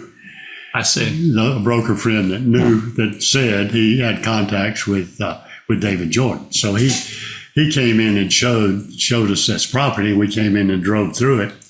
And as soon as we drove on this property, right off of Mathis Ferry Road through, open the fence. And for some more context, this property is 244 acres. It's just a large piece of property. That would be like, roughly the size of the peninsula of Charleston below Broad Street. Like it's a big piece of land. And we're in Mount Pleasant, directly across the bridge from Charleston, 10 minutes from the Four Corners Law by car, and surrounded by existing development, essentially surrounded on all sides with Mount Pleasant extending way up Highway 20 17. years of sprawl. Yeah, so it's like, this is a close-in project. close-in piece of land. And David Jordan, and really the Jordan family, I guess, he owned it with some siblings. Yeah. Is that right? So, but he was kind of the managing partner. He was a majority owner. So they own, I guess still do, I don't know, but a road building company that largely did highway department projects. And so the story I understand is they would look for pieces of land in locations that they believed to be future sites or where nearby highways would be being built. And they'd look for high land, sand, great soil. And so when they would bid on the project, they could borrow it, they could dig soil from the property they owned, which the land when they would buy it would be really cheap, and get their soil really affordably so they could bid more competitively on these highway projects. And so in Ion, and you can see this if you Google pictures like Ion, Mount Pleasant, you'll see aerials and things.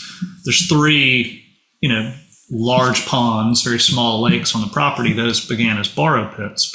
So when y'all saw the property for the first time, and I saw it not long after that with y'all, but there are these big ponds in the middle of the property, and it's high elevation site, like nosebleed elevation here of, 19 to 24 feet above sea level, which is, that's where you don't worry about storm surge and hurricanes. And it is essentially a rectangular property with the long sides running north-south. And on the north side, on kind of the corner of the north side, it's a beautiful deep water location with tidal creeks running all over the property. So when you look out across the big creek to the Wando terminal in the distance, the shipping terminal, gorgeous piece of property. And there really aren't, there aren't properties like this around. They're hard to come by, which you immediately appreciated when you saw it. Yeah, that's true. That is true. And actually, David's father had bought this property, Barney Jordan, and he was originally bought it in a partnership with other guys, including Sonny Meavers too, right? Including Sonny Meavers, and they bought the total property, including Sonny Meavers and this, and it was all, and the Ion property was all. They were all together, and it was a land speculation. They didn't have any bar, not to my knowledge. That bar pit came in later. Oh, okay. And Sonny had told me that their vision is they wanted to go through and cut it back through so that they could they were going to build a bridge across Wando and then put a Walmart over there on the other side. Yeah, really insightful, brilliant land development scheme, we thought. That would that would be an enormous bridge. I don't know how you do that. Right. It's interesting. And there's also plans for a golf course here at one time. Oh, yeah, he did all kind of things. So but anyway, they subsequently fell on. And at some point, like Mayor Joe Riley's dad was he involved in the partnership? I don't know who the partners were in that original deal. I didn't look into. I think he had planned to do a golf course here on this property at some point. They could have. It would have been. It could have been certainly a possibility. It's a pretty good sized golf course, but it was when we bought this property, we paid a price. I thought. People thought we were idiots to pay that much, and I thought, well, it looks like we can do good with this. I thought it was fantastic. I was really excited about it. When we drove on this, I wish I could remember the name of that broker Sam Levin's partner broker.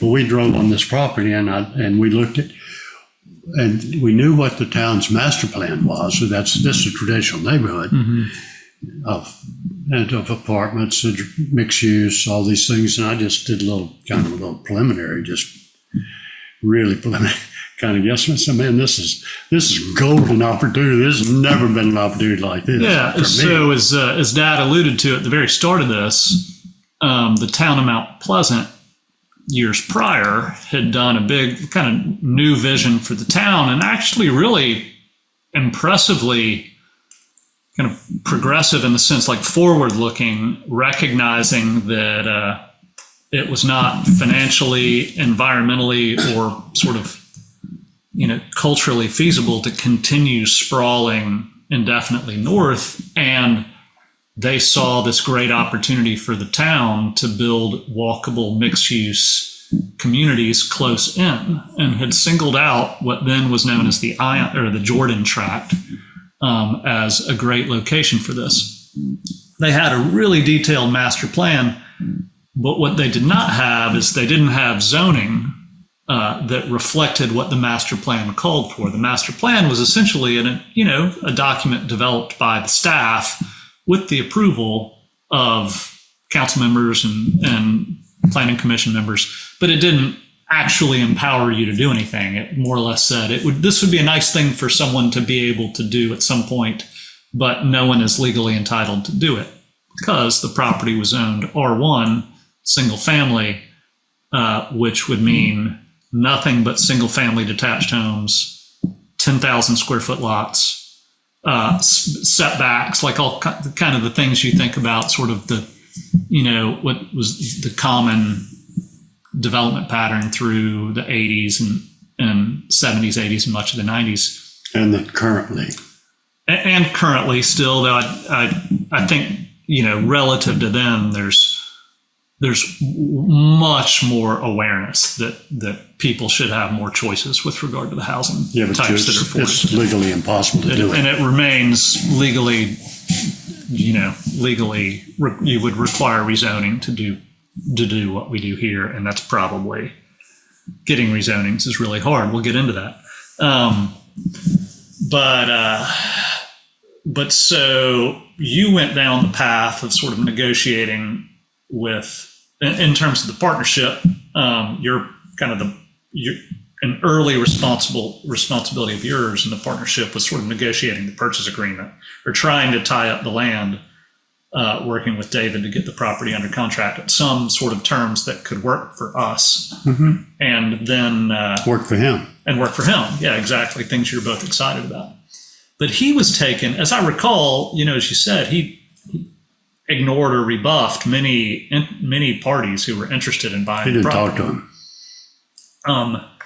And probably because of the friendly introduction from Sam's partner or whatever, he took an interest in New Point and went to check it out. Is that right? Well, almost. There's some correlation. We spent, from the time that we got our initial introduction with David, and it went, I was in Atlanta, Vince was in Beaufort, so we'd come up to, this was over a 2-year period. Yeah, a long time. And David's in Columbia. So we would drive up there and make an appointment, come up and sit down. Yeah, if y'all don't know the area, like Columbia's, 100 miles towards Charlotte from Charleston. So, it's a big drive up a hot road. Yeah, no, it's same thing, yeah. So we would go up there and we would talk to David and talk about our vision of what we wanted to do and how he wanted to do it. And he said, well, then we would have about maybe 15-minute meeting. and he said, that sounds all great. We'll just do it. And then this went on for a long time until finally, he wasn't blowing us away, and we weren't. He was actively engaged, but it was not moving very fast. He was being very slow. That's correct. Very slow. And I didn't, how are we going to get him to do it? We're ready to do it. And so there was really not any negotiation about it. It's just trying to get him to get engaged. And then, so he went down he was building a highway express, some kind of express. He had a big road project down there in the Beaufort area. So he thought, well, he'd go over there and see what New Point was. He knew we were doing that. So he went over to New Point, and he walked around and he saw Vince. He said, Vince, this is really great. I want you to can you develop this? But what do I have to do to get you to put this on my property? And he said, you got to finance the land for us, David. He said, well, I can do that. That was it. That was the start, and so in another year and a half, it was quite a long time, we really got through, and then he turned it over to his attorney. Yeah, remind me his attorney's name. David, it's also David. I'll have to look that up. Yeah. he was a meaningful player throughout the process and sort of helping that deal along. Is that yeah, he was really meaningful and helpful in terms of structuring the deal. So I didn't retain an attorney to represent me, but I negotiated directly with David, with the attorney David, and he would go through. And my impression is he was a bit like a consigliere to the Jordan family. Oh yeah. He was their trusted leader. I mean, he was going to take care of their interests. Yeah, totally. Kind of like in the Godfather, if y'all remember, they had the Irish attorney who was played by Robert Duvall. Is that right? Is that who played him? Like that guy. Yeah. Sort of that. But they weren't mobsters. Yeah. Well, he was straight up and great, and so we were, and I was, since we were coming in and working a deal, because this property would have been $10 million acquisition at the time, and I didn't have any $10 million. And there was no banks going to loan any money on the development. So we had to have that, we had to have the capacity to, we had to have that, he had to bank that land for us in order for us to take it down and do it. So, and I wanted that deal to be such that I wouldn't piss him off. So that we would be sure that whenever we took down a piece of property, and his consigliere he wanted to be sure that the residual land was protected. Yeah. So that we had $1 million up in initial infrastructure cost before we could sell a lot, because we had to get street access. We had to do that. We had to get the water and sewer and all that lined up. So to get it done, and it was a whole lot front end loaded. We wouldn't see that until later. So we wanted to see that all these that we would cover that interior land. We wouldn't wind up getting in a situation where he would be vulnerable. So he's taking that land down. He's financed it. We want to take care of it. So it was both. So he was wanting to do that, and I wanted to do that because I didn't want him balking at our future takedowns after we go put all this money in front end loading and get it done. So that worked out. So to spell that out, it was picture this rectangle where the bottom of the rectangle is Mathis Ferry Road, and the top is Hobcaw Creek. The waterfront. We had a rolling takedown, so we'd agreed to take down the land in phases that were sort of loosely defined, but there's a lot of flexibility, and we could purchase the property out this way in such a way that if we totally fell apart as the real estate developer, the residual land that we had not yet purchased would have been improved, like we would have brought infrastructure to it that enabled it to be developed by David or someone else he wanted to sell it to. But it wouldn't, we were creating all the infrastructure early on to make the property work, but not foreclosing future development opportunities for the unclosed portions. And the longer it took us to close on the land, the more expensive the property got, right? The clock was ticking, and there's some price appreciation worked into the rolling takedown options. Yeah. And so we paid, and probably shouldn't get into the numbers, I guess. I don't know if it really matters. Really complicated, but it was. But we paid a month, and we optioned the land, so got it under contract, and then paid monthly or quarterly option payments to keep our right to buy the land per those terms. And during that option, also the price was escalating on the property. Is that right?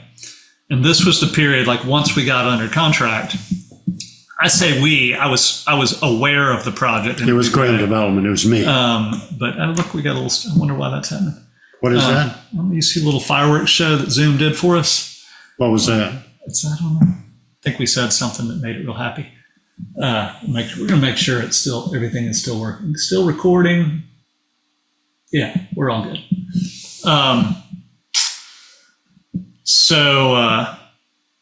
So the ion company, I guess it was called the Graham Company at that point. Well, we had different things.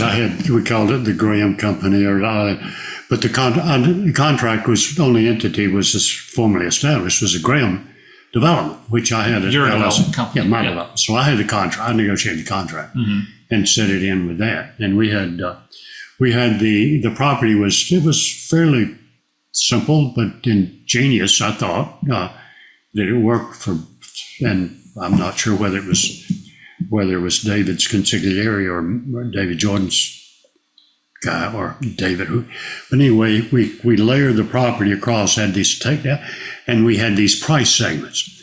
All the land within that boundary, bound by these horizontal lines, was at a specific price per acre initially, starting price, and then we had an escalation provision that it would go up so much based on the interest rate schedule, and it would go up every month. It would go up a certain amount. So we had to calculate how much for each, so we'd take it down.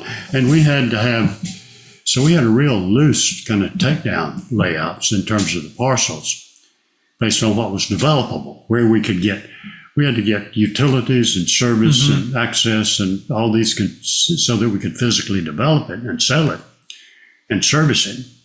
And it would also get it so that it would provide access and be compatible and complementary to the balance of the property. And so that's the way the price worked. So it would go, every time we'd submit we'd come through and buy another piece, we'd have to calculate how much that was and all the escalations that we had and what that total takedown was. And we had an obligation to take down so many dollars. Yeah, a certain dollar amount. Every period over that schedule, fairly tight schedule. That was really my major concern was having that, was meeting those takedown obligations, and not because if we didn't buy it quick enough, he could say, well, that's too bad. Yeah, you forfeit your option. Forfeit, that's it. Yeah. So as I recall, and we're sort of jumping forward a bit, and we've skipped the whole. Well, that was how the agreement was structured. Yeah. And then we began the rezoning process, seeking, the planning process and we were probably doing the planning process with both Dover Coal and DPZ involved in that. And then also began, concurrent with that, the rezoning process. But all the while, so we had an agreement now on the property, and all the while we're paying an option payment to keep that agreement alive. Yeah, we have not closed on the property, and we hadn't closed on any property yet. But the way it worked out was, as I recall, in the early years, and so, bear in mind, this is probably got the property under contract in 95, maybe 96, 95. Probably. Maybe 94. Maybe 95 or 94. Yeah. It was a long time because we went through a couple of years of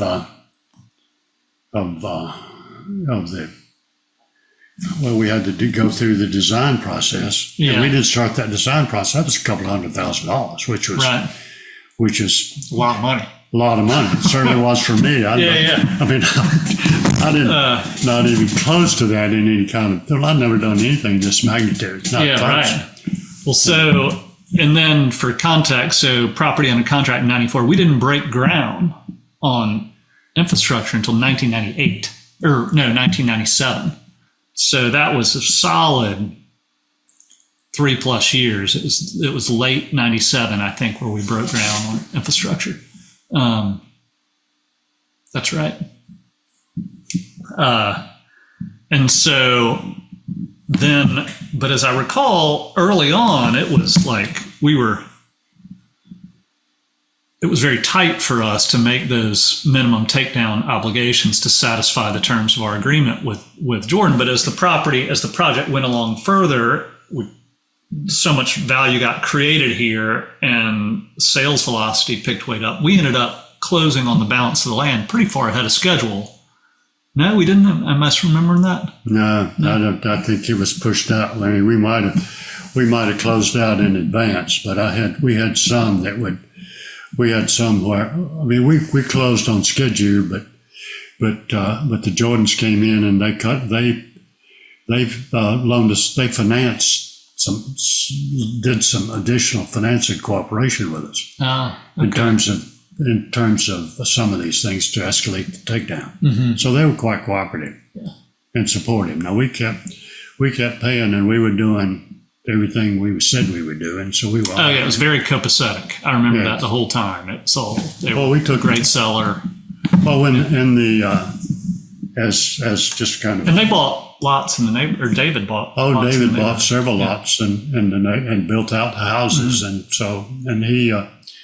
We had Vince had arranged to have take out to charter a plane, and we flew down to the seaside and that panhandle and to do on these exploration trips to kind of marketing, and this is what other people are doing. Oh yeah, so that sales agents and clients. That was awesome. We didn't. This sounds pretty highfalutin, like we chartered a plane. Or what we really did is we did charter the plane, but we got all these builders and all these who were active in the neighborhood, builders, architects, and real estate agents. We were like, let's go look at other cool projects. So everybody chipped in and paid. So it was people, but it was actually worked out to be super cool trip on your own kind of private plane to fly down to check out Seaside and spend time with those developers who. And we went down to Celebration at one time. And we did go to Celebration. I thought we did. Yeah, you're right. And we also, and Rosemary Beach too. And watercolor. And it was like it was like, 75 like construction, real estate development, architect people just descending on these neighborhoods all at once. It's pretty cool to walk around with those folks. But we do that kind of thing. Those were the biggest deal trips we did, and we do that kind of stuff with our team. But we were pretty far along in development when we started doing this. I'm not sure when we were zoned by then. We were zoned by then. We built, and we had been underway construction. At that point, we did trips down to before we were zoned. After we were zoned and before we broke ground, after we'd recruited the first group of builders, we did take trips down to New Point. Yeah. And there's a great picture of all the builders standing on y'all's porch, design on the house designed by Jim Strickland. That's another interesting story. All this house is designed in New Point. But I remember we had a bunch of like skeptical builders. Oh yeah. In the early days, they were like, "What are these crazy Grahams thinking? Like they're going to build some cool, new, beautiful stuff?"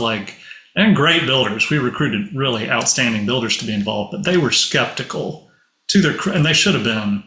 And then we went down to New Point, which the scale is much smaller. I mean, it's just I think it's only 120 lots in New Point,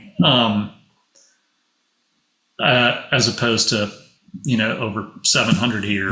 And but they were walking around. I can't remember. I think it was Alan Patterson. Did he walk us around? I think it was Alan Patterson, the builder down there. Maybe it was Monty Jones, but they were just walking around with another builder, and he was talking about how they were doing it. And all these builders were with us, and they were like, "This is awesome. We want to build this kind of thing." And they all got all so fired up that we had this awesome group of builders. Then we came back, and we hadn't, and we came back and we opened up our lot sales and gave the builders first choice for which lots they were going to buy. And they bought up, as I recall, all the lots we let them buy up before we opened things up to custom buyers in our first phase. Yeah. I don't remember the details of that. Yeah, something like that. I'm probably fuzzy. You remember these things better than me. Well, I don't know. I was not here then. You weren't here for that? Did you do that? Well, I was back and forth. I didn't have any residence here. Right. Well, I would go rent someplace, and it was later before we rented that condo over at the Crafts House. Yeah, that's right. And I got involved, but I was we were in Buford at New Point. Yeah. And we had Faye and I came down and picked out that house, and she had found David. We had several builders. That's that little story about when we had the houses designed at DuPont's pretty cool. I thought it's worth sharing because this is going to be like a 4-hour long episode. Is it? We've been just a little over 2 hours so far. My goodness. Yeah. Well, I'll try and I'll keep it real short, because I didn't realize. Well, we've already covered the first 65 years. So we've only got like 17 left. Well, we were done. We had this concept plan and laid out, and we'll just. So we're going back to New Point now. Going back to New Point. So we're back. We're rewinding now about 5 years or so. Yeah, we went back to New Point. Well, that's sort of, but then it's linked together. But we had, so we needed plans, and nobody had it. There were not any building plans available for these narrow lots, oriented toward with the porch within conversational distance of the sidewalk. So we had to get plans for this. And we couldn't, so we recruited, I think, 4 builders, and we committed to paying them $5,000 apiece to provide us 4. Are you talking about Ion? No, New Point. Okay, New Point. All right, no, gotcha. Yeah, 4 plans each. Each of the builders $5,000 apiece. Each of the architects $5,000 apiece for concept plans, which we would use, to sell the lots to home buyers. So it would help them. Like a thing that's hard if you're just looking at a piece of land, especially if there's not a road there or other houses, like for someone to come in and, to be able to visualize what can be is really, really hard for them. Even just looking at a paper, it's hard enough, but without a piece of paper. So what y'all were doing was creating a plan book of ideas to inspire people, plans builders could, reasonably tell people what it would cost to do, or things that would inspire them to be able to produce their own plans. That's it. And and the basic program was that these were templates of plans. Mm-hmm. This was just a conceptual plan. Yeah, like 1/8 inch scale rendering kind of. Just rendering so that Jim was Jim Strickland was fantastic. So Jim was in that book. Oh, yeah. Like wasn't Jerry Cowart? Does that name ring a bell? Did Jerry do some of those plans? I know he did a bunch of the early buildings at Ion or at New Point. I don't remember the names of the builders besides Jim Strickland. Yeah. But Jim did 4, it wasn't construction drawings. So the deal was, they couldn't design plans. They couldn't even do 4 concept plans even way back then that was a lot on spec with them. And the idea was that we'd use these to sell these lots, and then they would get paid to do the construction drawings. Yeah, they would essentially get commissions at that point. Yeah, they would have that. Nobody else going to take their plan and build it. That wouldn't be allowed. Yeah, and by commissions, they would be engaged as the architect to design. They'd be the architect, and so they did that. And so we had these 4. So we had 16 different concept plans to go through. And then Vince, during his early, while he was getting the thing done, he got a couple other people to agree to come in and do spec houses, and he did one himself later on. And he had one of his backers that came in, and they built both a spec house and also a home for themselves on there. And they wound up recruiting Jim Strickland to design our house, which was interesting. So I would say, just to interject here, Historical Concepts is Jim Strickland's firm now. I think it's now an employee-owned firm. I think they've worked, but I don't know. I'm not sure how that's set up. But his son Jim is still active in the firm, and his son Todd is the president, maybe, or CEO of the firm.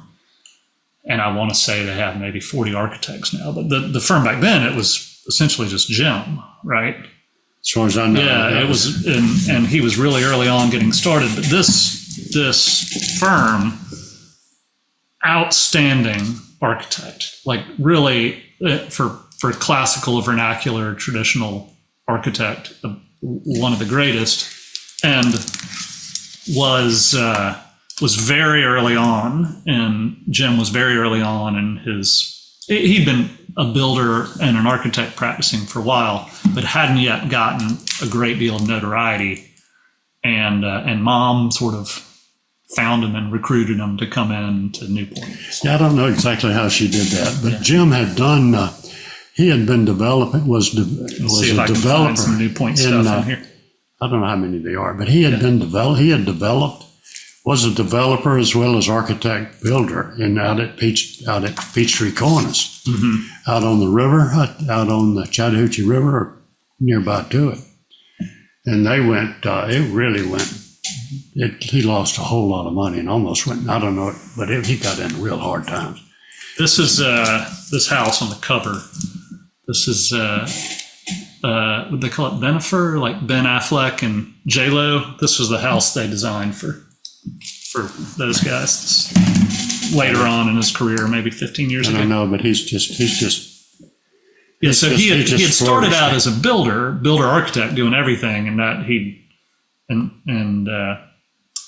as sometimes happened, he decided after that experience it was better for him to be an architect. Well, he never really got an architect.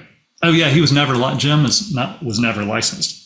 Well, they wouldn't admit him to architectural school up at Yale, and he was I think he was a Green Beret, or he was determined and really. So he just came in and sat down in the classes. Yeah, in architect classes until they found it, because he was so brilliant with his work that they admitted him to the architect school, and he went through and he studied there and really did very well. Now this is what I understand. I think I've gotten that essentially that story confirmed by multiple people. And so, well, here's that's Palmetto Bluff. Let's try and see if I can find some New Point pictures. There's also a few. The firm has published a few great books, so I'll link to it in the show notes. But they're beautiful books, so they're worth checking out. And the work is not merely in the Southeast. Now the firm's work is very international. But anyway, so Jim, that first house in New Point, or not the first house, but Y'all's house, which was the first house on essentially the first house on the waterfront or on the park overlooking the water. It was close. There might have been. I think Ann Ordway, who is a patron of Vince's down there. She had a house commission. I don't know who did it, but she built a house down the waterfront too, fairly close to when we would start it. Ours might have been the first one, but Jim got with our house going on and his plan. He designed at least 3 of the houses on the green. That is fronting on that. The green was a green strip of property on the waterfront. There was a public or open to all of the whole neighborhood. And then we had a central dock that was off that green. It split the green, and it was open to all the neighborhood. So all the interior lots had access to the waterfront and the visual access to the green. So we opened up, which is one of the key components, that we opened up that waterfront amenity to those lots in the back. Yeah, a huge innovation. So rather than that value being limited just to the lots on the waterfront, all the interior lots also had waterfront access. That's right. Which dramatically boosts their value. And a kind of conventional wisdom would have been that you would have been robbing some value from the waterfront lots by allowing access to come up there and see it. But what ended up happening in practice was the investments they made in design and beauty kind of led to a type of buyer who loved for people to look at their houses because the houses were beautiful. So I think that there was maybe like 4 lots on either side of the neighborhood and maybe 16 or so, 4 waterfront private lots on either side of the neighborhood and a dozen or so fronting the green, where there's a green between the water and the lots. And early on in New Point's evolution, the story I recall was that a buyer was presented the option of choosing a lot on the green or choosing one of the private lots, and they're roughly the same price. And the buyer said, if I got one of the private lots, no one could walk by my house and see how beautiful it is. And well, the theory that, I don't know whether it's the theory that I don't know who originated this theory. Could have been me, probably not. But that the second most, the second favorite activity of humans is to watch other people admire your house. Second favorite, yeah. But if you're going to build this big fancy house, you want other people, you want to be able to show it off and and let people see it rather than hide it so nobody can see how beautiful your house is. So that the psychology was not my forte, but right. So Jim, the ocean, yeah, oceanfront is the same deal. Mm-hmm. Because you got the oceanfront view, but the value is shared by the interior lots because they can get down to the ocean too. Mm-hmm. They don't have to. You don't have it. In some places, want to keep it exclusive and not let anybody else come back and look at the ocean. But so it's not completely original with us, but it was. Oh, sure, yeah. It had been a common practice too. You look at Old Beaufort, and they have the beautiful park right on the river. Yeah, but for the most part, that's counted for 500-year supply of vacant lots down in Beaufort because that was a conventional developer. So coming back to the design of y'all's house in New Point, which was sort of the first lot. If you imagine that the green is along the water and there's the first house you come to on the green, that was Mom and Dad's house, and y'all engaged Jim, Historical Concepts, to design that and build it. And it came up, and it just sort of, and I think I'll surely link to a picture of this. But people are like, that house is beautiful. That architect did an outstanding job. I want to buy that lot next door, and I want to hire that architect. And so, imagine if there were 12, I don't know how many lots, I can't remember, but 12 lots there, like Jim designed like 9 of them and 9, maybe more than that. Maybe it was like all but one or something. So if you looked there's this row of beautiful houses on the screen overlooking the water, and pretty much every one of them was designed by, they're different, but designed by a different designed by the same architect. And it became like a great postcard for Historical Concepts. Well, they did a lot. Yeah. They did ones on the green. I don't think they did all. They did a number on the green, at least 3. But he did. I know the one I framed they had designed, or I was working on the framing crew. They designed that one. Well, that one I know they did. Mm-hmm. No, that's the. But they did. He also the Turnbull's house. That was the Turnbull's house. Yeah, he did that one. Theirs.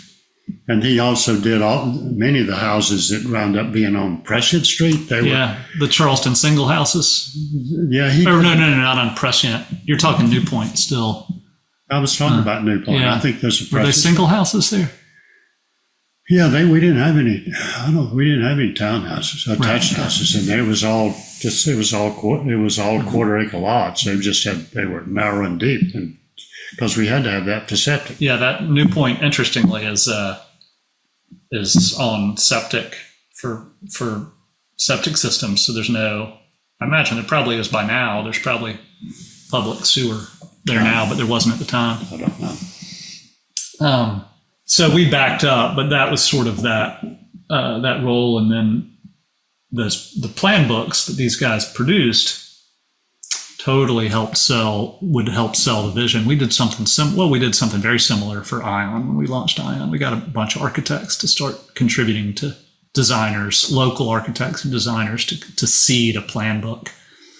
Mm-hmm. Well, it was, we had some, we had a lot of, when Ion developed, there were a lot more plan books, at least partially plan books available we could tap into. Yeah, the industry had sort of, like there were a lot of them around. Well, we had both Jim, and then there were a couple architects down in Beaufort that did done plan books and were available. So Allison Ramsey Architects. Allison Ramsey, the historical concepts. I think they still offer it as a book. Our Town Plans. Mm-hmm. Southern Living would produce all these plan books that had, by this point, I would say, well done traditional vernacular classical architecture it was getting to be pretty well done. So there's a lot more things that were readily available for buyers. Mm-hmm. Well, I know we're going to talk to Vince too, so maybe this has been a long time. So this is probably a good time to at least pause it. The first episode of the Tom Graham interview on Yeoman. Well, thanks, Jeff. You're a gentle interviewer, or like Barry Weiss. I mean, you just make Barry Weiss makes these folks that she interviews. She makes them come off looking so good. Oh yeah. So she really does. I mean, versus better than some interviewers just want to have gotchas, like that. Well, the great thing about being on Yeoman is that you get to sit opposite me as in the thing. So just by comparison, you automatically look good. I wouldn't say that. So I'm sure we're going to this kind of, and we'll probably cover some of this territory with Vince. But this brings us up to sort of the beginning that we didn't get into at all, the rezoning challenges or the evolution of the neighborhood's development, or things that have sort of happened, following that through the recession and since, which were pretty significant, and especially if you're in the world of building places, going to be interesting to you. So we'll come back and cover that territory soon. But Dad, thanks a lot for joining me on Yeoman. Oh, well, thank you. It's my pleasure. Okay.